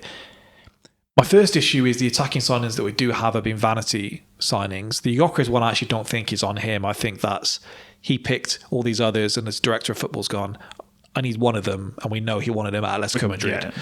But when I look at the Madueke one, for example, that is pure vanity in there, because he hadn't shown you anything to that point to say this is the level I'm going to go to moving forwards, other than some numbers on the board that he can take people on, which he's actually regressed in that this season. Where Goal do scoring you stand in terms of having English representation in your squad? Are you covered for that, or is that kind of one of the reasons you signed Madueke. No, you could they've field got plenty of them. half an England team with Arsenal players. Yeah. When you look at Ben White, Saka, Madueke, Rice. Yeah, but you've only got 3 there, haven't you? No, we've got... If you take out Madueke. In the squad, there's more than that. Is it? Yeah. Yeah. They can't be too far. They can't be too bad, can they? I'm thinking we got less than them. Yeah, you have whole match day squads without an English player in there. I didn't know if that was some of the reasons. No, you signed. Ours is Scout's not English as well, so we don't meet the quota. Yeah. But then Curtis Jones don't count. You can go the way back, and all the things I said about Havertz, that's in the same boat because you signed him as a midfielder to replace Granit Xhaka. Like that, what has happened is a coincidence. Like you knew that he could do that. You didn't sign him to do this. They went out of their way when we signed him. They told him he wasn't going to have to play up front for Arsenal. And they said, we've signed Chelsea midfielder Kai Havertz. Yeah. They put him on their first team squad with the midfielders. And it just started so horribly that we had a couple of injuries, stuck him up top, and it worked, basically. So, Gyökeres, it's like one of you needs to walk the plank for that. One of you has to. And it's just, the 9 was supposed to be the difference maker this year between you winning it or not winning it. And he's not been. it's like If you win it, it's going to be despite him. It's not going to be because of it. If I look at the transfers, it's like, could we have had one less fullback over the years? And maybe we get a winger with that instead. You're right about the attacking reinforcements. Because I saw some people saying, well, City have got these options, Arsenal have got these options. So it's kind of twofold, really. We went into the season saying Arsenal had the best squad in the league, maybe the best squad we've seen Arsenal have. And twofold, this is like Arteta's squad. It's not. Yeah. He hasn't just picked this up. He has just, brought these players in, and so he does seem better. Or someone at the club is better able to identify defensive players who fit the profiles than attacking, or just better coaching that side of the game than the attacking side. It's either or, probably a bit of both. But it's got worse. To sound like Michael Owen, but it is easier to spoil than create, isn't it? That is absolutely true. It's only because it was Michael Owen saying it. It sounded. I don't see how your footballing vision changes for what you want for this team. That your starting point, the striker I'm going to get is Gabriel Jesus. And the striker you have at this point is Victor Gyökeres. It's supposed to be Gabriel Jesus is magic on the ball, but he can't do that extra bit of putting the ball in the back of the net. So let's see who we can get. Yeah. And then you say, Havertz is pretty good there. We're going to stick with him. We're going to just see what we can do in and around that. And Gyökeres is the guy you get afterwards. Well, actually, you start with Aubameyang, then you go to Gabriel Jesus. Yeah. You end with Gyökeres. It baffles How much me. of it do you think comes down to because 4 or 5 clubs were in for him, you're like, we need a striker, there's not that many top strikers on the market. Well, if everyone else is in for him, actually, maybe they're seeing something we're not seeing. No, I think it's the other way around. I think the benefit to Gyökeres was that nobody else wanted him. The only competition we had was United. We got him to tell United, I ain't going there. Yeah. He wanted Sesko. Sesko was the only guy I wanted the year before. We couldn't get him. A year later, we thought that was going to change. Sesko said, and this isn't me making a joke, he didn't want to compete with Kai Havertz at the top end of the field. Gyökeres said, absolutely, I believe I can be a better striker for you than Kai Havertz. And so they went and got Victor Gyökeres. The odd part is he would have been an odd fit as well. The same thing you're saying about Gyökeres, you would be going, it's a bit of a weird fit. It's a strange thing because one. Now, you could think he's probably more mouldable. Should, in theory, because you should be able to coach him into better at crosses in the boxer, isn't it?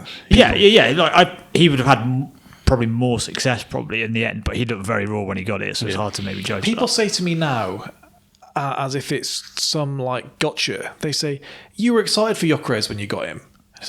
That's how that's supposed to work. Is that I'm supposed to be excited like 40 for the goals guy last we year. bring in. Yeah. And then I watched him in the Emirates Cup and thought, hang on, this ain't good. But we've done this thing. And then people say, look, Thierry Henry didn't get off to a flying start. Scored 25 goals in his first season. Didn't look like this.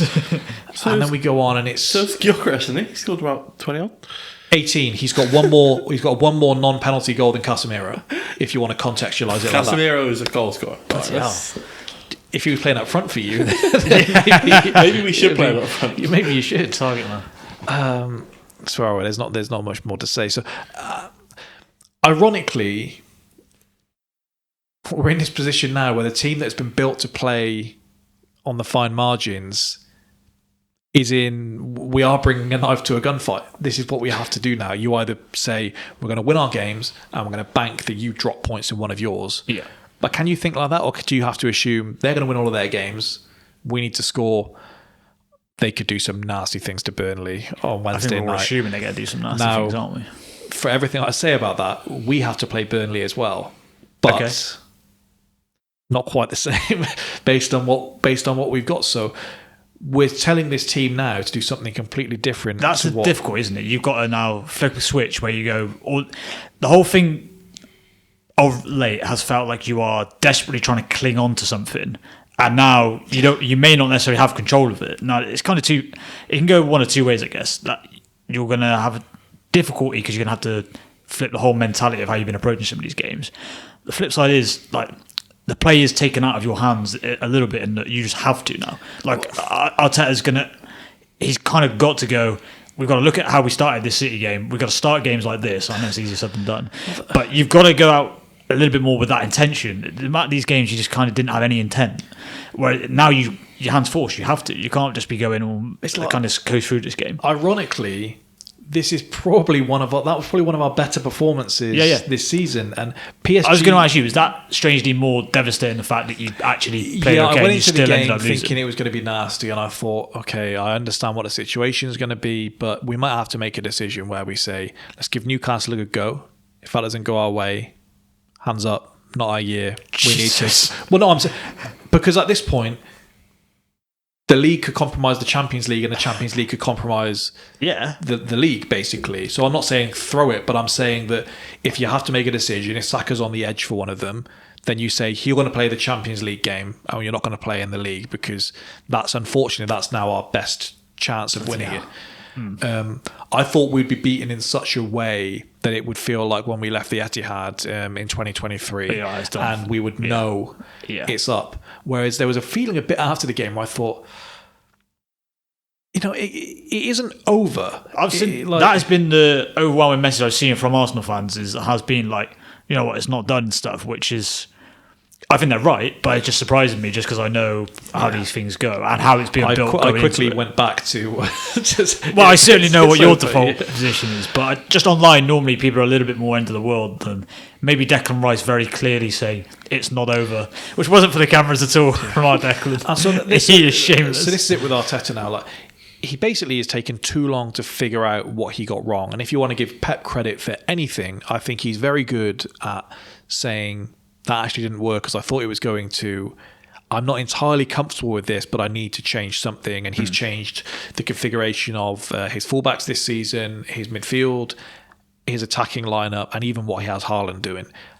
We haven't done that. And you can go back to 2023 as another reference point. He kept going Rob Holding and Rob Holding and Rob Holding. And Kivior was in there. And Kivior then comes in. Gabriel goes down, and we've got Kivior playing and gets man of the match in a Champions League quarter-final at the Bernabeu. And so you have to look and say you have to start doing things differently and clocking it a bit sooner, because you're the third or fourth highest paid manager in world football. And so I'm not a case where I've suddenly flipped to, Arteta needs to do this, but it feels a bit silly kind of tantruming and pointing your finger when you're 9 points clear and then 6 points clear and 3 points clear. I think I've kind of been saying, I don't like this and I don't like what we did in that game there, but we got over the line in this.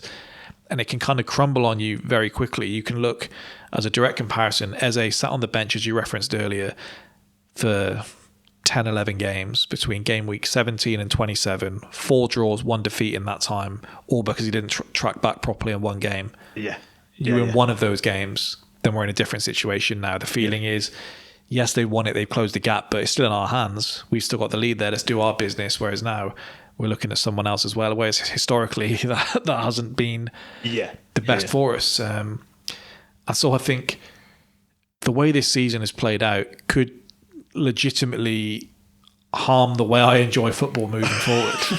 And I'm being so serious. Can never trust again. You've obviously got to go and win your games and obviously try and score as many goals as Newcastle possible. next, fucking hell. But what game or what games for them are you holding the most hope to be like they could drop points there? Everton away on a Monday night in a title race for Man City. I've seen that before, unfortunately. And I said at the time that it was handball, which I don't think I was going to be coming my way if the same thing happens this time around.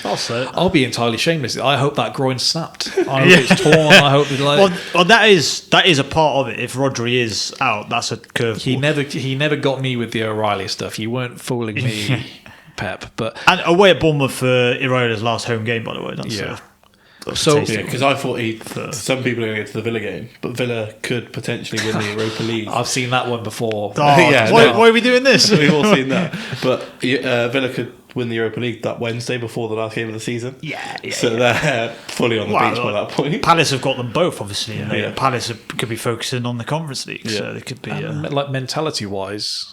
You can be 3-0 up in a game, knowing goal difference is huge, and the next thing you know, it's 3-3. So, are we just ticking off all of like the worst nights I've had to make you feel better? Is that what? That's how he's doing. We're supposed to be dunking in right now. No, what I was going to say was, I just don't see how next season, if this goes as I expect, that I can find any excitement outside of the 90 minutes where the game is being played. And I have to say, based on the 90 minutes that have been played this season, there's not much excitement in there as well. What do you mean it's going to stop you enjoying? I just think with any... He doesn't enjoy it as it is. Yeah, I was going to say he doesn't enjoy games as they're going on, let alone...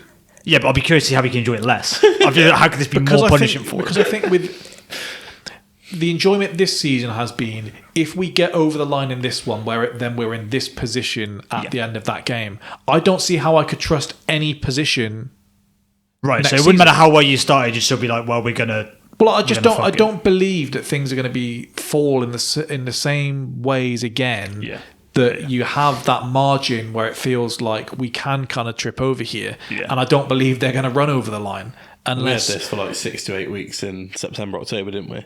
Well, United were like, we'll win today. Everyone else has lost on the Saturday. We play on the Sunday. We'll win today. We'll go in the top 4. And for about 6 weeks, we just kept drawing. It's like, and it's also like, what is this? It turns out you didn't have to keep winning. You're still fucking third. It's like change our manager. It's the shittest I told you so ever. We'd be like, you've won the league. And I said, no, because if this happens and we lose to Bournemouth, and all of a sudden it's 3 points and they beat us at the Etihad, and they're like, I don't even know why you're doing this. Like, you obviously won the league. The thing that makes me so happy is the message you put in the group about we've just got to have our day in the sun at some point. I've said that for... You can still, you still could have that day in the sun. It'll feel more worthwhile when you do get the thoughts going through my head the last few weeks. It's like, I hope we don't win the World Cup if we lose this here, because I don't want any of you to be happy either. Oh my God.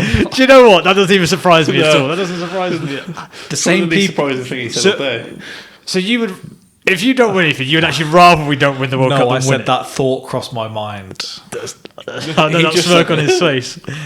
He just said it. Give me a percentage. Well, no, I have to think about some people. Like, does Declan Rice come back out for next season if we lose badly in the World Cup and everything goes the way it goes this season for Arsenal? Like, I have to think of the mental health of some of these players when this comes to it. But think about how happy you feel after winning the World Cup. I would, and then I'd look at the people smiling back at me and think, I remember what you said, and you said, and you said. So it's going to take me a bit of time, and we don't actually have that much time between. What is it, like 2.5 weeks or something? A week after the Champions League final is the first game of the World Cup. What's it like? Or maybe that's when 9th or 10th the squads report. No, I think there's like 1 week where there isn't technically. And then, so probably 2 weeks after. It's the first official game. I think the squad maybe have already met up at a time of when the Champions League final. Because it starts on a Saturday, doesn't it, the World Cup? Friday night. So it must be like 9 days after that. Yeah, Champions League. Oh no, the Champions League Saturday now, isn't it? Yeah. If I haven't just turned off a big part of the audience, we will have some good things for the World Cup. Which you will be rooting for England, I promise.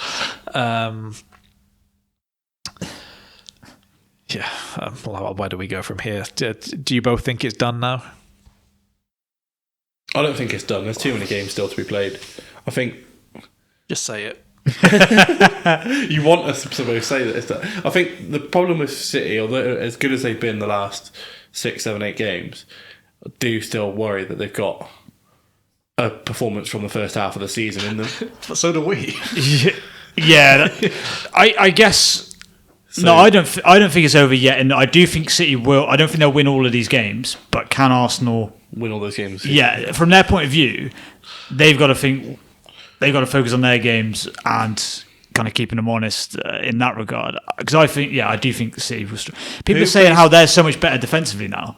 Give them some of the chances in this Arsenal game. Even in the first half against Chelsea, they were loose with the ball. Yeah. Even experienced players like Roger plays first this weekend? So, obviously they played Burnley in the week, then but then Arsenal played before 2 games. They play again. Okay. Because they've obviously got FA Cup, and then Arsenal got. And I'm out one of them. There you go. Home to Fulham. That's a home banker. Banker. So you can put those. They even let Liverpool beat them. I didn't mean to say that England thing out loud, and you're ruining that, aren't you? Kind of just came out, and I can just. Well, I hope you get loads of hate for that. The best thing he does might be the title of the episode. To be fair, is his thing as well. Is that like he was like that, no, not only that, but also like some of the flack he gets is probably over the top. But he does look genuinely dumbfounded. Like, what have I done to deserve this? It's like, come on, there's got to be a little bit here. So I was sat there at work today. There must have been like 9, 10 different people coming in the office and just being like, "Good weekend, was it?" Can we not? If you don't want to talk about it like Monday to Friday, that is shameless when people do that. Then don't give me it now. And then I think it should be a fairly standard thing. If you're going to give me stick anytime in the season, at least wish me happy birthday. Yeah, there needs to be that level of closeness that we're doing that. Not as I had with one of the games this season, someone I hadn't spoken to since we'd gone to school. I'm not even sick form, like school previously, and they were popping up. It's just insane. But 16-year beef. Anyway, let's move on to something more positive. Tottenham remain in the relegation zone after Jorginho. Oh, I've got cramp. That's what you get on this podcast. Raw. But that's scarily quick. But I've been punished by someone for that there. Yeah, exactly. Struck down immediately. Do you want to get on the deck, Brad? I'm just thinking that might not have to be here next week because bad things are happening. By the way, that last segment, are we having that sandwich? We have North London forever to begin and maybe a wacka wacka to end. It's just, I'm just asking. Just to him. Just. You might win the league, so you got to enjoy this now, just in case, you know.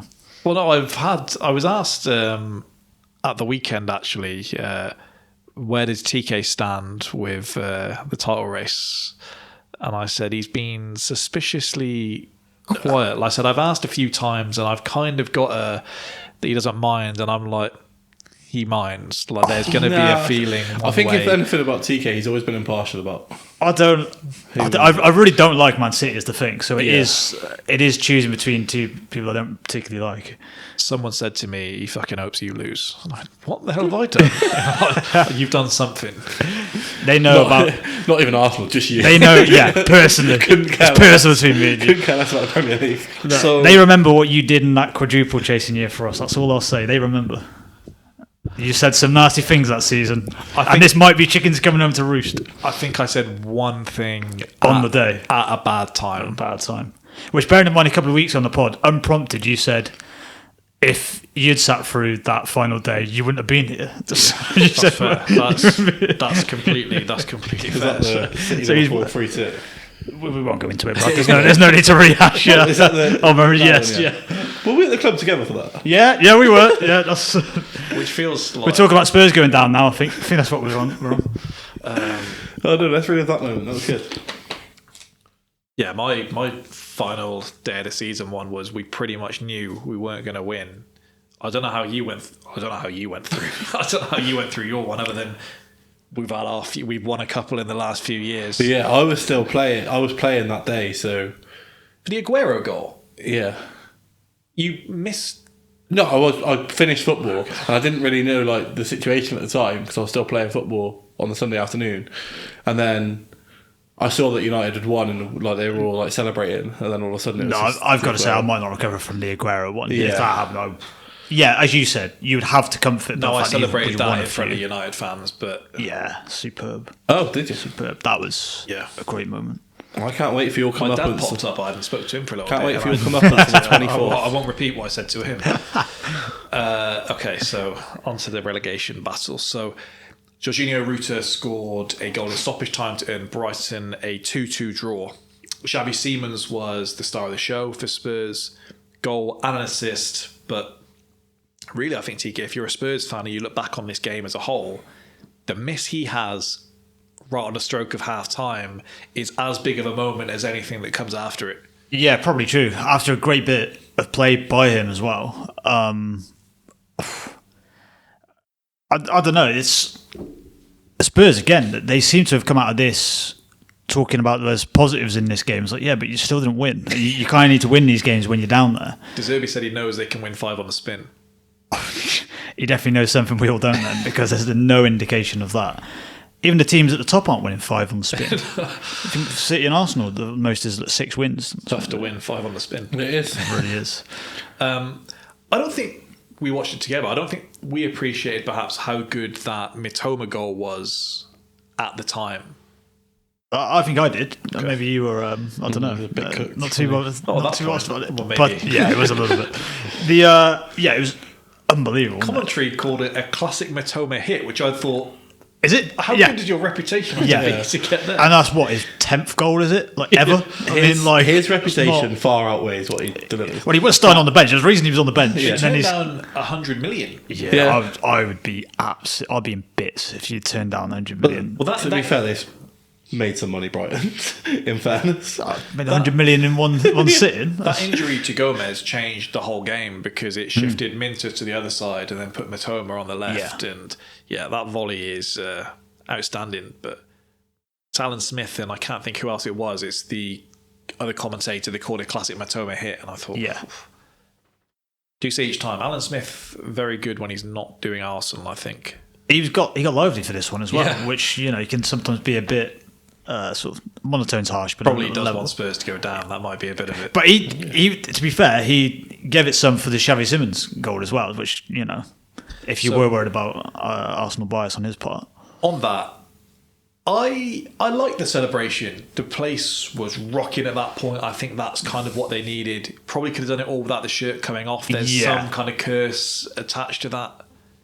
77 minutes as well. But what was... He's been training with Richarlison, hasn't he? Yeah. He's going at full He should have on. learned a lesson there. What was But the that's point? early, I guess, my point. There's a lot of time on the But that's clock. no, on that. Sorry, just on the shirt coming off. At what point in football did it become a more significant thing? Do we trace it back to when the booking started being handed out for it? Because I think when we were growing up, if you took your shirt off in the 33rd minute to celebrate a goal, I don't think we were batting as much of an eyelid at it, just because if you scored a banger, that felt the natural. Yeah, I know what you think mean. it probably is the yellow card coming into it, because there's still, the earlier you do it, you've obviously got the rest of the game to do it, and if you're going to try and make like a foul on the halfway just to stop a counter attack when you've only just gone 2-1 up or whatever, you lose all opportunity to do that, don't you? So you put yourself in a situation that you probably don't need to put yourself into. Then he goes and jumps in the crowd, so ultimately he actually probably should get booked twice. Yep, red, get off, imagine.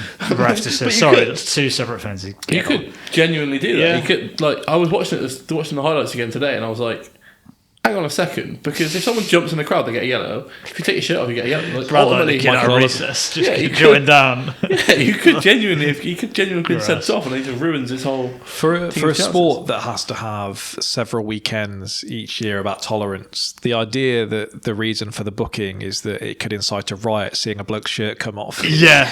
Not the fact that he just What? jumps into the crowd. Yeah. I think mainly it's the social media aspects of it is where we've been talking about the shirt off thing, because they know, well, you better fucking win that, because if not, you're getting a load of shit online, whereas once upon a time you weren't getting that. You don't get the shirt over the head anymore. Maybe we should just bring that back. At what point is it not too early to put the shirt over the head? Because, to be fair, we've laughed at Richarlison and he did it on 90 plus 5 minutes last season. I mean, that's unfair, isn't it? That's just unlucky. He shouldn't do it just as an individual.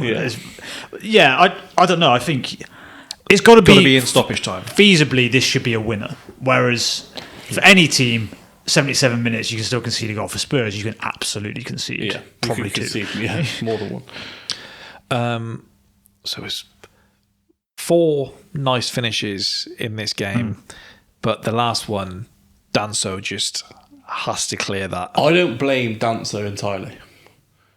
And if you're going to blame someone, though, Pedro Porro, right? So get on board with that. I'm not sure.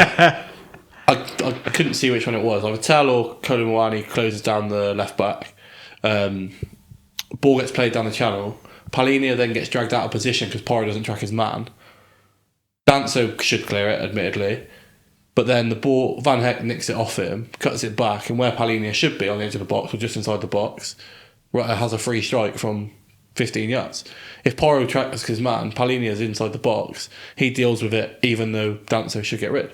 So for me, normally you see 2 or 3 errors that create a goal. The first one, and for me the biggest one, is the fact that Porro doesn't track his man and therefore Palhinha gets dragged out. Roofing it from where he is a hell of a finish. Yeah, it's a great finish. I don't actually know which foot's his stronger foot because I've seen him hit balls on that right and left foot. He's a strange one where whenever I see him, even if he's not putting it in the net, he's a handful. Like I like when you can see that the club have done their research properly. Like I can see how you're selling Joao Pedro, and so he's the guy you go and get in the market, like the things they do similarly. But there must be something to his game, whether it's a lack of intensity or just he's not as fast or something that means he isn't starting week in, week out for them. Because certainly against the bigger teams, Spurs, I guess not being one of those this season, but he looks like he had so much value to what they do in getting him up the field. I can even see that he could work well alongside someone like Welbeck or someone like that. The thing is, that's kind of some of the players they've got there. That's kind of their MO, isn't it? You kind of watch them one week, and you go like, you watch maybe like Minty or even like Gomez when he first came in. You're like, fucking hell, what have they got here? But then you'll watch him another week, and it's not quite the same thing. I think it's probably the same thing with him. Probably Matoma was a classic case in point, wouldn't he? Probably the same last season, like Buonanotte as well. Yeah, exactly that. When you watched him, you'd be like, oh right, someone's gonna. I was about to say someone's gonna drop a bag of money on him in Chelsea. But that's such a weird move. Julio Encisa, where's he gone? They loaned him out. He was at Leeds, I think, and then Leeds sent him back so they could get someone else in January. And I think he might be at Strasbourg, maybe. Okay. Or I might be mixing up him and Buonanotte, but yeah, I think he was certainly loaned back out. Yeah, the Buonanotte one was weird. The whole but that Enciso, he scored like a couple of bangers. Yeah. Disappeared from the face of the end. But that Gomez they have in looks fantastic. I brought him in for my free hit, which didn't go too well. Tough week for this man. By the time this goes out, West Ham will have played. I don't know what the score is at this moment in time. That could really kill them. If they win if they lose or draw to Palace. What are they, 4 points? There'd be 4 points above Spurs if they... Yeah, and Spurs have got Wolves at the weekend, who I think if West Ham don't lose, then Wolves are relegated prior to the game. Interesting. Which at that point they're doing, yes, we're going down, but we'd love to take you with us. Well, there's a massive scrap in the Wolves change room, wasn't there, last week? Apparently that Tolu Arakadari was fighting Matthias Mane. If you're picking someone to fight, it's not him. Yeah. No, but neither of them, to be fair. Mane's like 18, isn't he? But he's beating up a kid. That's what a pundit. He's got personality. Doesn't Neville Southall? Yeah. Well, then he's 13.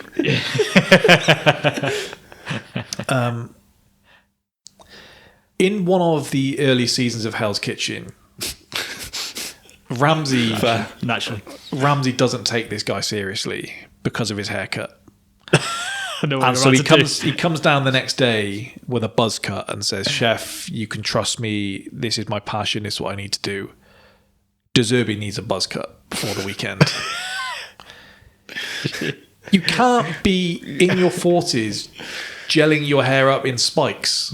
I do agree. But you can have a weave.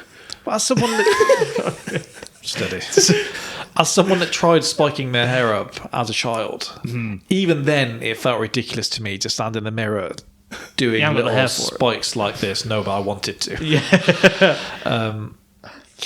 The thought of him in the morning getting his little bits in there properly. Get through some hair gel, doesn't he? You just can't. Yeah, but the problem is, especially knowing his personality, if he shaves his head, you're going to go, this guy's had a breakdown, for sure. Yeah. This guy's gone full Britney. And he can't do that now. They've got 5 games to go and save their season. You've got to get some sort of reaction out of these players. Maybe he does have to. And comes back looking like the boy in the striped pajamas. we have a couple of mental health awareness months throughout the season. This would be a good one, and to be fair, April. Him saying after the game, I don't like sad people. I don't like people getting upset. And I don't want anyone being negative. So you picked the wrong club, boss. He's got to do something.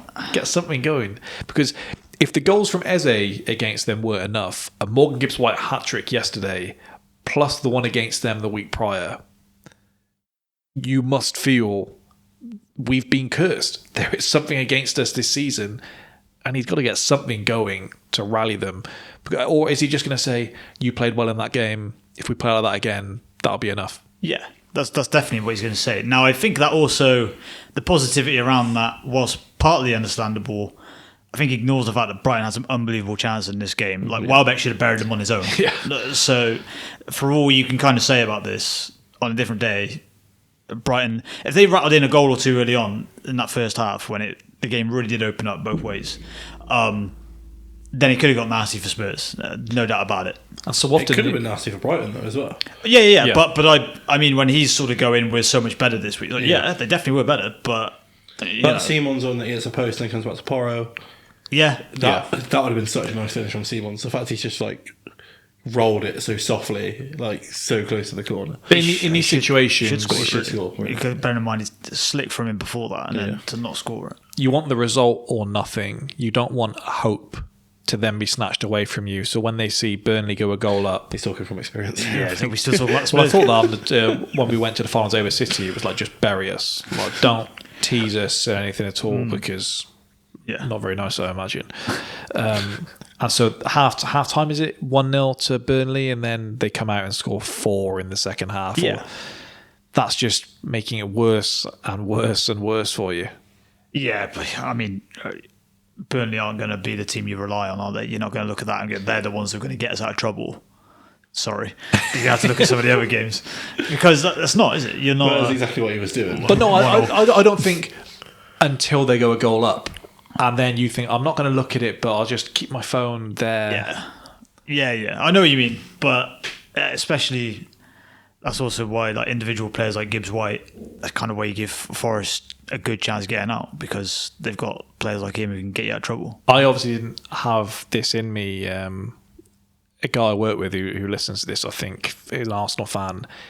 He just said he wasn't going to watch the game Sunday, so just went radio silent, turned his phone off until 7 o'clock. He said the longer he had his phone off, the more hope there was that something could have happened, and then flicked it on, saw 2-1, and said, "We just have to get on with it now. And we'll go on to next week and see what happens."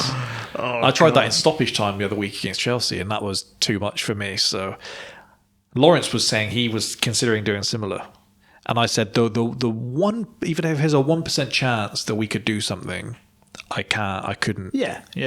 Not watch. Which is why they're unbearable. Yeah, tough bunch. No, I think the biggest game. There's bigger reasons. Biggest game of the season. You don't want to watch it. Got to be hyped. I mean, you got to give them your support. Rooney was right.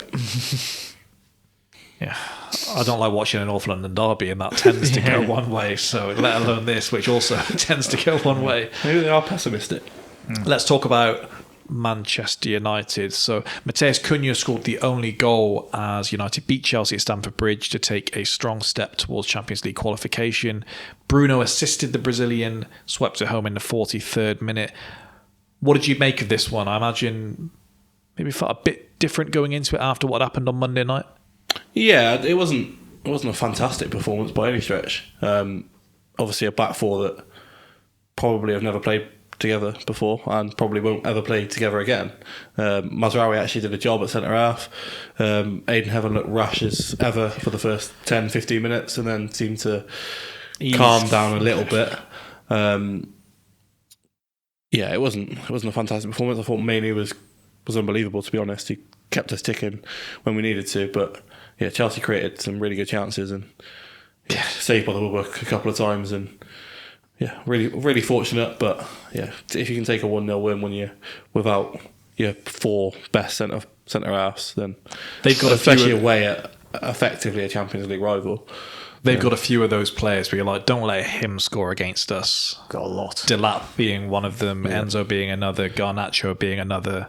I thought that was actually excellent against us. I know he's playing against two centre-halves who don't play there normally or don't start regularly, but he bullied them for 90 minutes.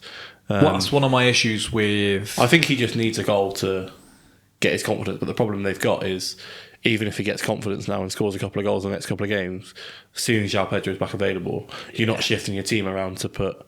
He doesn't look out of Pedro form to me, he just looks not very good. My issue with Heaven is how aggressive he is both his best and worst trait. And if you are going to be that aggressive, I can't see you getting shoved around. Like, you need to carry that over. Yeah.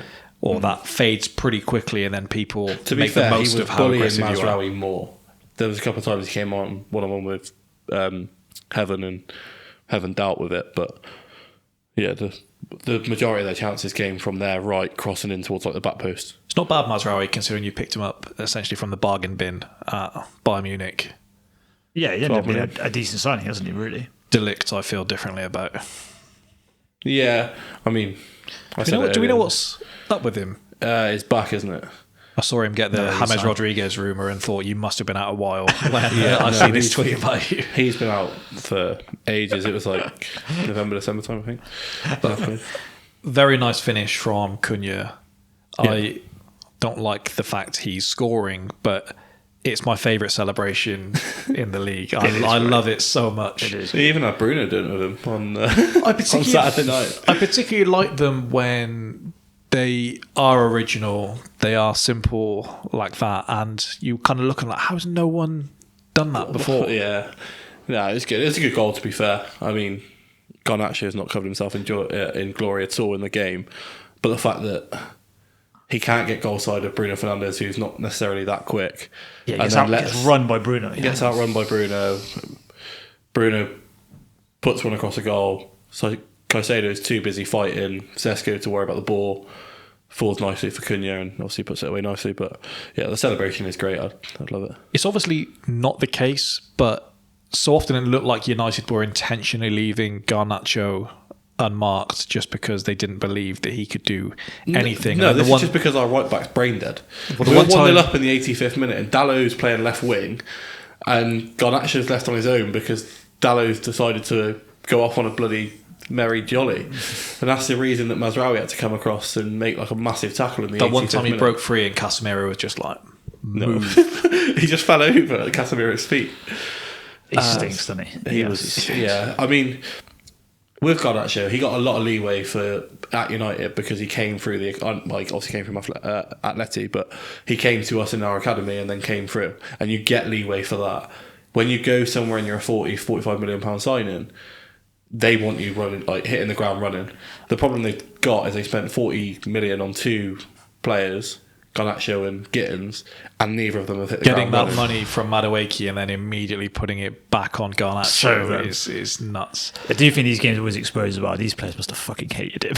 They really kind of they just go into some of these challenges like they must have hated him. We should have known what he was like. They've all been cooking him on Instagram, haven't they? With, Luke Shaw put something in. Even Bruno. This is a violation. Yeah. He was trying to do the play both sides thing with Messi and Ronaldo with all of that. And then he's just got chops about him in general. And for all the Chelsea interviews, I don't want to see him saying that he regrets how things went at the end with United and all that. Don't try and butter them up. You're here now. Ride this out with the rest of us. He then said, they asked him, do you have any regrets about leaving United? He was like, no.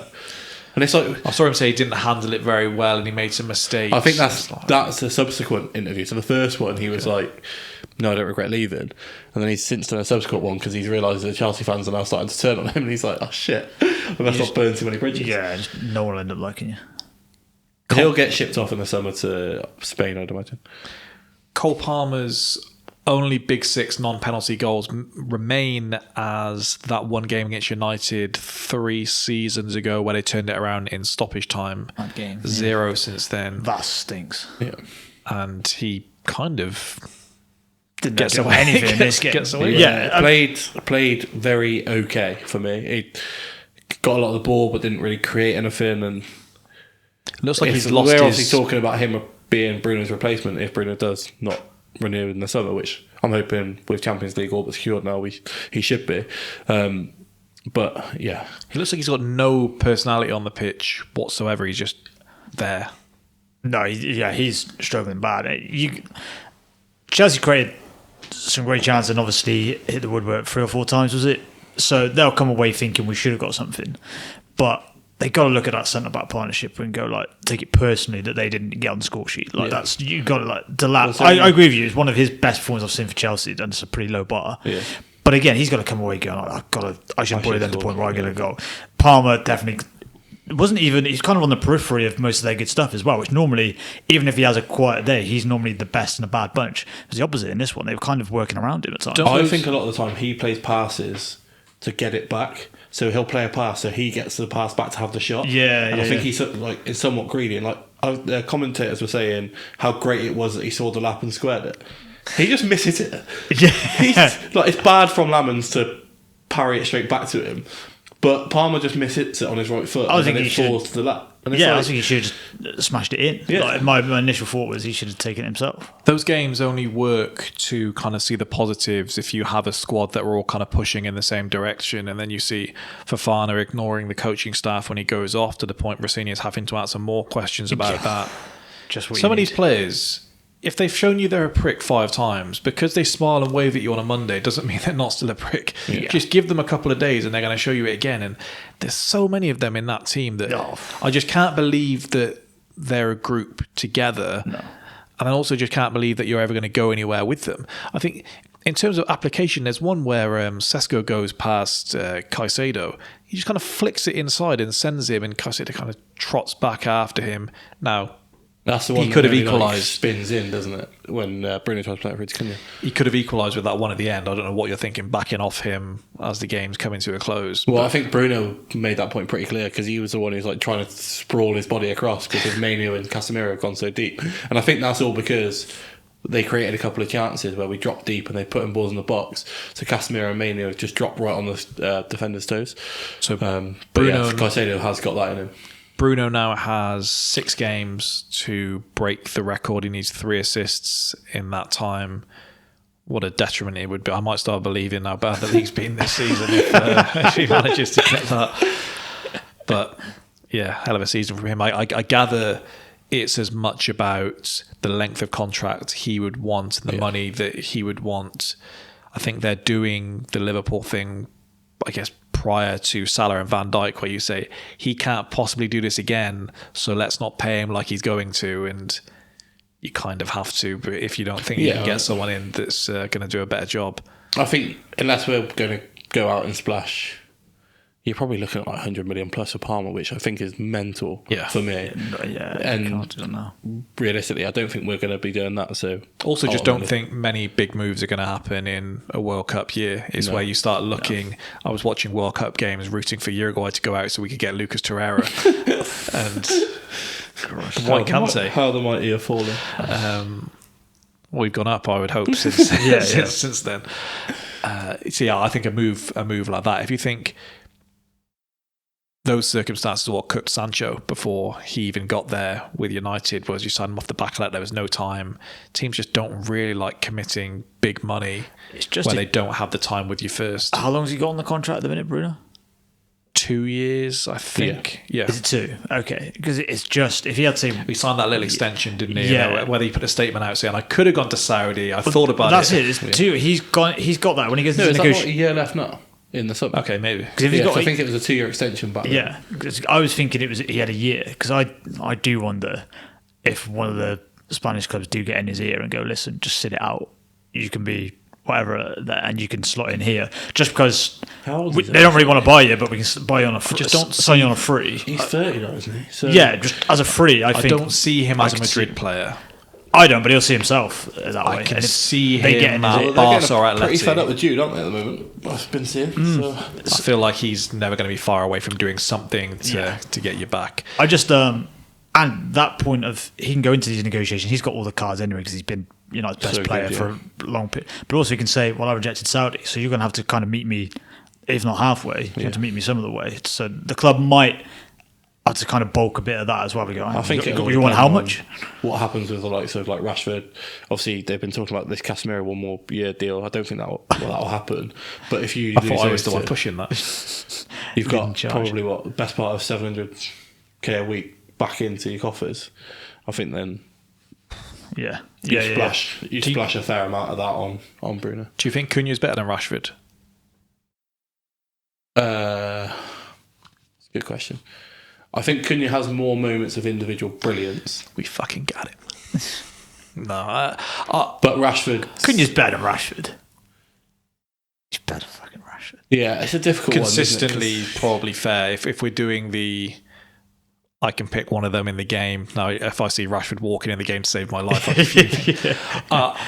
A lot of it, I trust the journalists and reading them, and I saw some Barcelona journalists saying that some good numbers are covering up a lot of inefficiencies for Rashford that have always been there, in that he isn't doing the tracking back. He's a liability for whatever fullbacks behind him. And the problem is, I've seen some of their games as well, and you just look at like Lamine Yamal, Rafinha, and some of the midfielders behind it. He's just not technically as good as them. Yeah. That's not a, you can be a very good player and not be as technically good at those players. It's kind of what it is. Yeah. I felt like towards the end of his United career, he just started getting the ball and just trying to cross it all the time, and it was like, you're not really the guy. I know you can cross a ball, but we don't want you doing it every time. We want you to vary your game. We want you to get at people, drive past people, because that's also some of your strong points is actually dribbling at people, getting past someone and committing a couple of defenders, so it frees someone else up, and he just stopped doing that a little bit. There was a time when I worried about Rafinha disrupting Martinelli's pathway if he was to come to Arsenal. Didn't age very well. You're confessing this stuff out loud. You know that, don't you? I think that was a fairly common feeling at the time. There's much worse stuff out there, isn't there? There's a certain high-profile Arsenal fan who was talking about cash and Mbappe for Martinelli. I've got to tell you, we don't take it. All right. That Chelsea protest was pathetic. What does "we want our Chelsea back" even mean? And then I think the issue with social media in these protests is previously we would see like a photo in a newspaper, everyone looking a bit glum and doing this. When you can see everyone like fighting for camera space and grinning and shouting, it's just doesn't really work. So I don't think they'll be too worried about it. I think the whole premise of that is, like, when they wanted to go win the league under Abramovich, they just went and bought like Drogba, Ballack, players who they knew would go and deliver. Now it looks like they're going. And I said this. Why would those players go to Chelsea? Yeah. Well, death row deal, and we're saying they keep doing this thing of no. Honestly, we don't pay them very much. Well, they aren't going to join you then. Yeah. But we're also none of us think Cole Palmer's playing for peanuts. No. But the problem is, like, last season they signed 6 players? Was it? Only one was the oldest was João Pedro at 23. But that to me smells like the Dortmund model of buy young, try and increase value. But that's very difficult when you're buying players between 40 and 60 million. Because Correa's calling them out. You can go either way with that, can't you? If you spend 40 million on Garnacho, he stinks a gaff out like he has this year. Gitten's probably similar. The only one who's really going to add any value, I think, is probably Pedro and Hatter. Well, I mean, I've banged the drum on this a few times on the pod, but everyone focuses on the age, but it's also like they're not good. They're not good. Like if they were signing the elite young players, you go, well, I can see the model. They're not. They're signing crap players, isn't it? Huh? That's the idea with like Estevao, for example. Yeah, and he might be like the one, for example, but they can't buy 7 players between like 40 and 60 million though, and then no. hope only like 1 or 2. No, you need them all to be. We've got to hold out hope for those Ecuadorian twins that we signed that are supposed to be superb, but we'll see. Yeah, it'd be interesting to see who goes big on that Ricardo Rios this year. No, he's Colombian, sorry, not Ecuadorian. Is that what you were looking at on your phone? I saw you looking up some Ecuadorian twins the other day. But I was thinking, so that's now over 6 hours since Chelsea last scored a Premier League goal. That's mental. One clean sheet in their last 12. For all of us that kind of look at Chelsea fans saying, you want another manager sacked? It's starting to become maybe more and more apparent that just isn't up to the job, really. And the players aren't having him either, are they? That's pretty clear. Now, I think partly because of the nature of that club and how they've done it, they're always liable to get either mercenaries or cliques to form. But you kind of got to have a manager who can deal with it, and he just clearly isn't. He's jumped up so many levels in this job. But he's been promoted way above. Previously, there was the sign wasn't there about the snakes briefly at Chelsea, and it was Fabregas, Diego Costa, say Matthew, someone like that. But it was like very good players that weren't having a manager. I mean, I think I said when we lost Emery, it's like I want him to go, but the players that are taking the piss out of him are Guendouzi and that, and it doesn't quite sit the same. And it's the same with Chelsea with these players. It's like, who are you to say? Yeah, exactly. That he's no good, because if he's trying and failing at the job, you're doing the exact same thing. But that's where his comments, his antics and stuff end up undermining. How many times have we said he's brought pressure on himself by saying some of this stuff? And even after this game, he said he's right to point out, when they've had the chances or whatever. But then he said something about I know people don't want to hear me say this, but like the underlying numbers and stuff. Mate, it's 6 hours without a goal. You just had Aiden Heaven and Mazraoui as a centre back punch, but you couldn't score. We beat City on XG yesterday. Last thing then, I almost wonder if Carrick can strengthen his case at this stage or only damage it. Like, can the feeling around him and whether he should be United manager ever get any higher than it was off the back of beating City and then beating Arsenal, or was it only kind of teetering around from here? I think the problem is with United is we've got those performances in us under any manager. The Arsenal, Man City games where we can turn up for one game. The problem the games we've struggled in have been the mid-table, lower half of the table, like Leeds, for example, on last Monday, where we struggle against teams that we should be going to beat. And it's easy to play against teams that we don't have much possession because you can play on the counter, largely like we did against Man City and Arsenal. Done that literally since Fergie's left. You've had every different manager. You've had big games where you've turned up. Yeah, exactly. Because of the occasion and because they. I don't think, as much as that obviously puts Carrick's stocks really high, I don't think that's the be all and end all, because any manager could have done that. I think the biggest thing for me between now and the end of the season is getting some performance levels out of these players, because what we've got at the moment is we've got okay performances and we're getting results, but you actually need to start seeing some performances. And I know ultimately whoever comes in, or if that is Carrick, they need to be backed in the summer again, because there's going to be some areas that we need to strengthen. So are you on the fence getting him getting the job between now and then? The problem I've got is you put so much pressure on a new manager now. If you replace Carrick, because if he starts... It was the thing with Ollie back in the day, like people overlooked, it's like, well, if they didn't give him the job, whoever came in had to win straight away. Yeah. Because if not, it was like, well, Ollie was at the wheel. Yeah, I think they should give it to Carrick, because they just put so much pressure on the guy coming in if they don't. But ultimately, I don't know which way it goes. Do you see who the talk is around? I haven't seen recently. Nagelsmann. So, for example, if it's Nagelsmann or Carrick, I'd take Carrick. You take Carrick. See, I think most United fans feel that way. I think there's probably the only one manager that I'd probably take now is probably Areola. You would take Areola over Carrick. That's probably the only one. Like, obviously, if you could get Enrique, for example, I'm talking like levels of manager as well. Yeah. Like, ultimately, we're probably not going to go and get Enrique. Thomas Frank. No, I said he should have gone there before. Let's move on then. I'd be gutted if Areola went to United. That'd be horrible. Agreed. That'd be them or Chelsea, though. But does he want to go back? I think it would go wrong at Chelsea, so it'd be fine. You might do okay at United. If I ask you this question, then I'm going to walk and check the camera and then come back. So okay. I'm not Don't make it weird. Of whatever your answer is. Yeah, just walking out. So if we talk about the Merseyside derby, this looked like most Liverpool games this season. But in that we stank. You got a winner at the end of this one, so... Well, the first 5 or 6 games, and they stank the gaff out, one late. Yeah, it was more like the beginning of the season, wasn't it? Yeah, exactly. Spot on. I just wonder how you feel about that. Yeah, much like I did at the beginning of the season, stinking performances. But, I mean, some games you want a performance, you want to dunk on someone, and some, it actually feels better to be jammy bastards and sneak a win against Everton, especially when they had that bit of hope. They thought they were going to win it. Yeah, especially like you haven't been playing that well recently. They've been playing probably above their level. I legit did think they would beat us just because they've been in good form, we've been in bad form, and just style-wise, us going there's always a hard game anyway. I know it's the first game at that stadium, but the away game at Everton, they always give us a tough game. And just, they're going to fight you. They're going to be big, strong. We've got a team that hasn't got much fight in it this season. And so I did think we were kind of there for the taking. And when that goal went in and got disallowed, I did think this is all kind of coming on top. But that made it all more sweeter when we snuck past them. We don't look pale this week. We do look a bit yellowy, so picked our poison. Drop a Simpsons soundtrack in. Soft light, I think. I think it's good. So did I at a time, but stayed inside a bit too long. So yeah, Liverpool weren't the better team, but they have opened up now a 7-point cushion between themselves and 6th place Chelsea.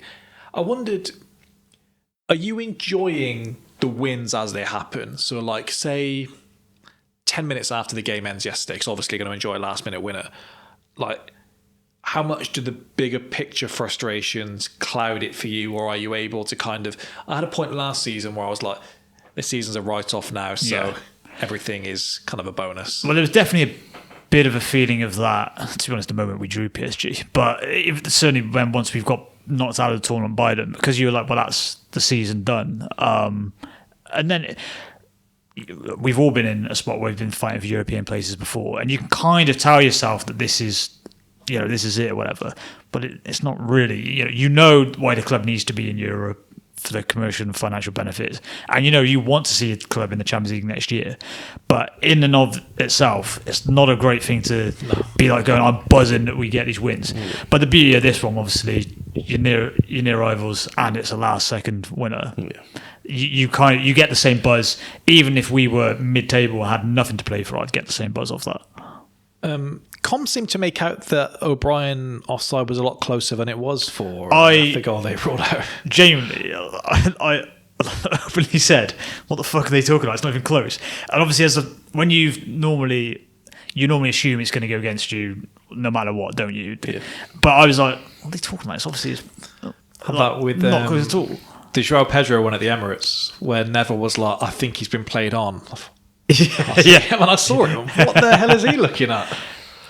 It's a pretty classic Salah goal for the one that you great pass take the lead with. They don't like giving him too much credit. No, that was superb. To be fair, the thing is, if he could mix his game up with more of that, because he does, that's when he then cuts in and has a decent strike into the box, doesn't he? Yeah, After, and I was like, oh, actually, it looks right here. And then obviously with all the bad mouthing you guys give him, I'm like. But so the problem is there's so many of those where he just does that and he just passes it back, or the shot comes to nothing. I think it probably helps playing against a centre back playing right back. Yeah, can't have someone 6'3" playing right back. Yeah, we know that. See, if their game had been early, maybe everyone could have switched it. Oh, well, we can't have that. Yeah, it's a great pass and great finish. If they'd both done that more of the season, they wouldn't get any flack, but they haven't. The worrying thing for me is obviously Salah scores. How has he only played? Was it like 55 minutes in the Champions League game against PSG? Yeah, I know he's not had the greatest of seasons.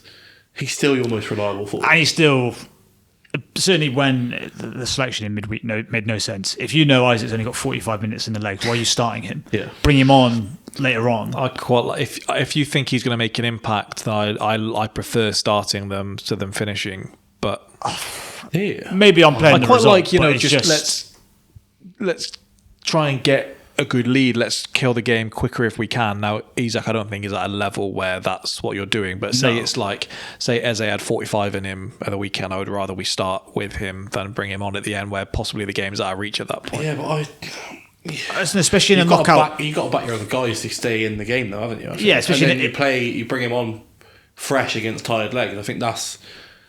In knockout football, you kind of got to go, right, if we're close down the stretch, they're not going to want to see him coming on. Yeah. It's kind of more my thinking with it. But Salah should have got more game time.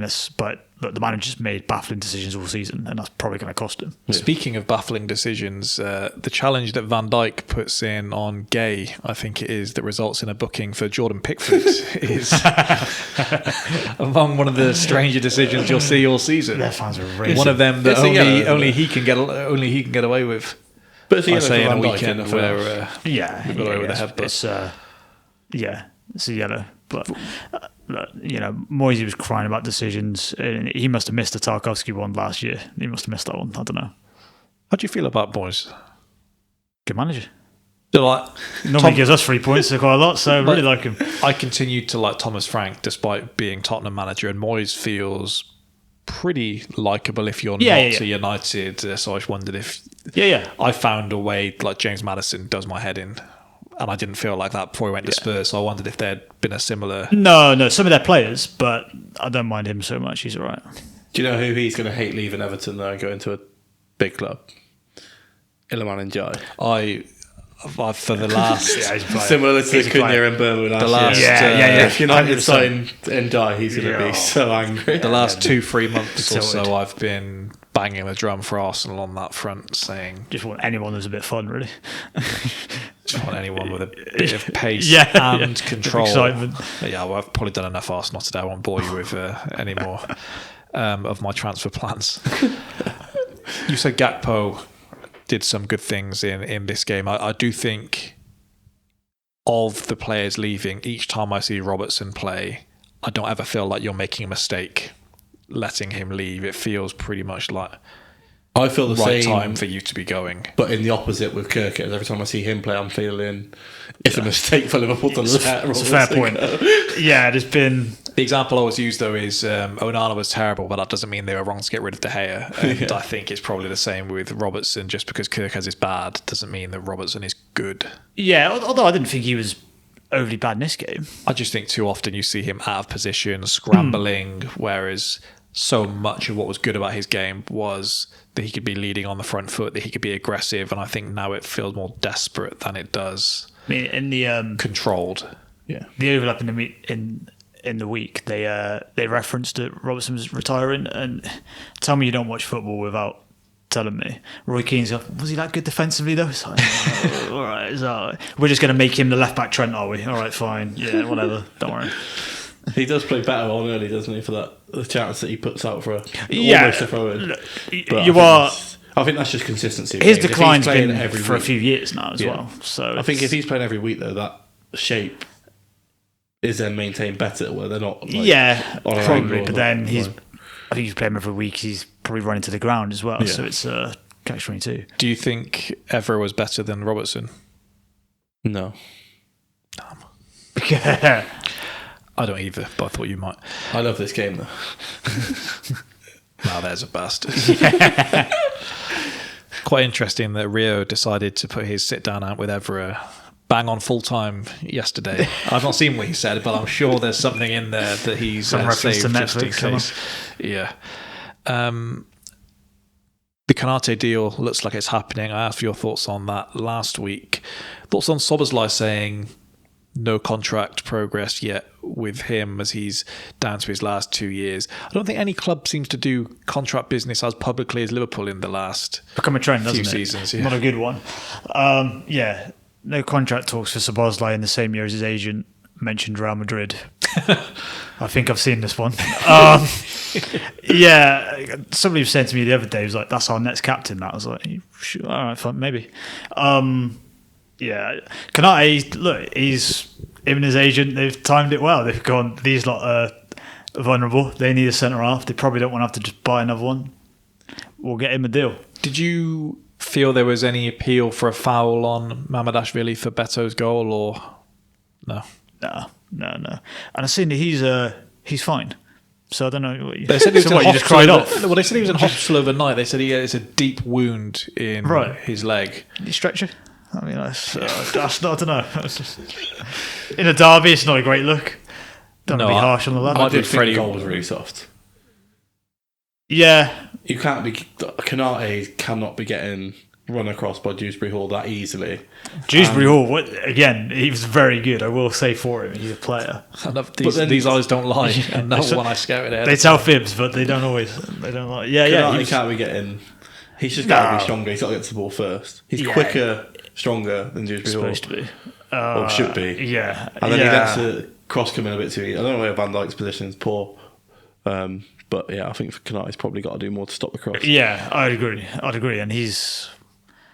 The problem with Kennett is the things that he gets wrong, you kind of think those aren't going to leave his game. I think they're always going to be there. So you are signing a player for his prime years who's going to carry on making these mistakes. And if he has to be a leader... That's what I was about to say. You're in, which is presumably what the plan is. He's going to be sort of the leading centre half. That's concerning. And I was amazed to see Slot celebrating in the way he was, because it feels very anti-football to pin a goalkeeper and score from a corner. It was disgusting, wasn't it? Disgusting. He must just be trying to buy as many Liverpool fans as possible, basically, by over-celebrating. Midweek, we've just been over-celebrating. Stoppage time winner in a... No, but I mean, in terms of getting too excited about Carragher everything. maybe might agree with you, but... Carragher doesn't celebrate. Carragher. Oh, okay. We get knocked out of the Champions League in the week. For whatever reason, in his post-game interview, he's saying, we're going to have to sell to buy in the summer. Like, we don't need this now. We don't need another negative thing being pointed out. He was doing the woes me because a horrible summer for Liverpool in terms of what they had to go through in the transfer market. I mean, Turns out it was quite a bad summer, actually. The positivity after that summer transfer. To be fair, it should have been. Who knew that the two most expensive acquisitions ever were going to be fucking awful? To be fair, Wirtz and Salah seem to have quite a good partnership now. A little bit. We did this with Havertz when he started playing in midfield, where it's like if you didn't have a howler in the game and you had a couple of touches, we'd say, I'm starting to see some things here. And Jamie, just watching Shirky and Wirtz in the same day was horrifying. Yes, it was. Absolutely horrifying. A last thing on this game, and then I have one other question before we call it a day. I thought Liverpool dealt with the physicality a lot better than I would expect them to, as what they have done this season, particularly Everton. You go away in a game like that, they are going to push you around, shove you around. And really, outside of Mamardashvili getting a boot in his knee, I thought even when Liverpool weren't in the game, it wasn't because they were being roughhoused out of it. Probably outside of McAllister, actually, who I do think at this stage you can move him where you want to move him. What do you mean? He's not winning a midfield battle at any point at this moment in time. But as for everyone else, I thought 2 seasons ago when you went to Goodison and DCL had one of the games of his last couple of years and he was pushing everyone around, it felt like they did what they wanted to you that day. I didn't ever feel like that yesterday. It felt more that Everton were more secure on the ball than I thought they would be. They just didn't have much to show for it. I didn't feel like it was one that Liverpool would come out of it feeling like they'd been manhandled or anything like that. No, whether they seemed up for it, whether it's the derby, they were able to get themselves up for it. Can that team show that sort of fight each week is probably where you'd question it, I'd say. And last thing then, Alan Shearer spoke to, I think I saw the headline from the Express, I don't know if that's where he did the interview, and he said that he doesn't believe Eddie Howe will be Newcastle manager next season. So another loss for them this weekend. Does it feel like one that's tailing down that way? I thought maybe the greatest sign of that was he just dug out all of the players this weekend. Did you see the interview? I saw the pause before 7 seconds. Somebody counted it. It was a nice touch. Yeah, it's like I thought that was very telling. That's Sherwood. Sorry, that's Sherwood. Oh well. Yeah. Can't legislate for the capitulation. That told your story in and of itself. I don't know. The fans seem kind of done with him. He seems a little bit done with the players. I thought they scapegoated Gordon a bit just because I understand it's the business, but as a manager to do the thing of, I need players who are fully committed to being here. It's like, how this works. Newcastle are talking to their own transfer targets at this stage of the season and checking who's coming. The idea that if there's any truth to it, Bayern Munich have said, would you fancy a move? And he's basically said, well, I'd be open to it. I'm not going to decide anything now, and that's too much for Howe to be dealing with. I think there's enough going on that the fact he's been able to kind of stick it on someone else. Look at him sticking up for Anthony Gordon already. Just getting an arm around the shoulder of him. I don't think I could warm to that one. And not even that I don't think he's better than what we have on the left. Just I'm looking for more security, not more whippets, basically. Want some excitement, but want security as well. Yeah, I know. Can't win with this guy. We've spoke about Ndiaye a second ago. I want the next one on our left to be closer to Trossard than Martinelli if I've got the scale there. Okay. But there we go. We've managed to end the episode talking about Arsenal. Do you think Eddie Howe's going to stick around beyond the summer? I would have said he would, but then the talk just seems to be going in a direction. Last couple of weeks, I think. He goes back to Bournemouth. No, they've already got Marco Rose. Rose. I just see that Eddie Howe is someone in a similar way to what you said to Rosenia. If the players aren't buying in with you, that's like the entire thing that goes with you. It's not that he isn't tactically good enough or anything, but that's not why he's in the job. He's kind of a leader of men, and that's what he does. So if Tuchel hadn't signed the contract, I think I would have thought he's going to do this one tournament and bounce, and Eddie Howe is going to go. I can see the direction it's going in Newcastle. I'll jump and take the England job and say, I just couldn't turn down the England job, or think something like that. But because of that, I thought he was going to stick around. But the noise is coming out now. I don't know. I think he might go separate ways in the summer. It could easily go quite bitter between fans, club, it's heading and that way. Eddie Howe, and it's started to head that way now. So I think he probably gets out now, keeps his stock at a relatively good level, not as high as it could have been, but still a relatively good level, and probably picks up a decent job in like higher mid-table club. The power of Arsenal, that a good result for them next weekend would buy a decent amount of stock, faith back with the fans. Just one win. Everyone wants to be the one that stops us winning the league. So everyone wants to be the one to relegate Spurs as well. So it's a tough one for North London clubs.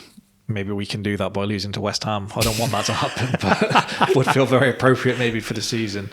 That brings us to an end. So thank you for listening to another edition of the Spitballing Pod. I think I said this last week, but what happens this weekend really might determine whether we do have an episode next week or not, and probably whether Jack turns up or not. So thank you for tuning in. See you next time. Adios.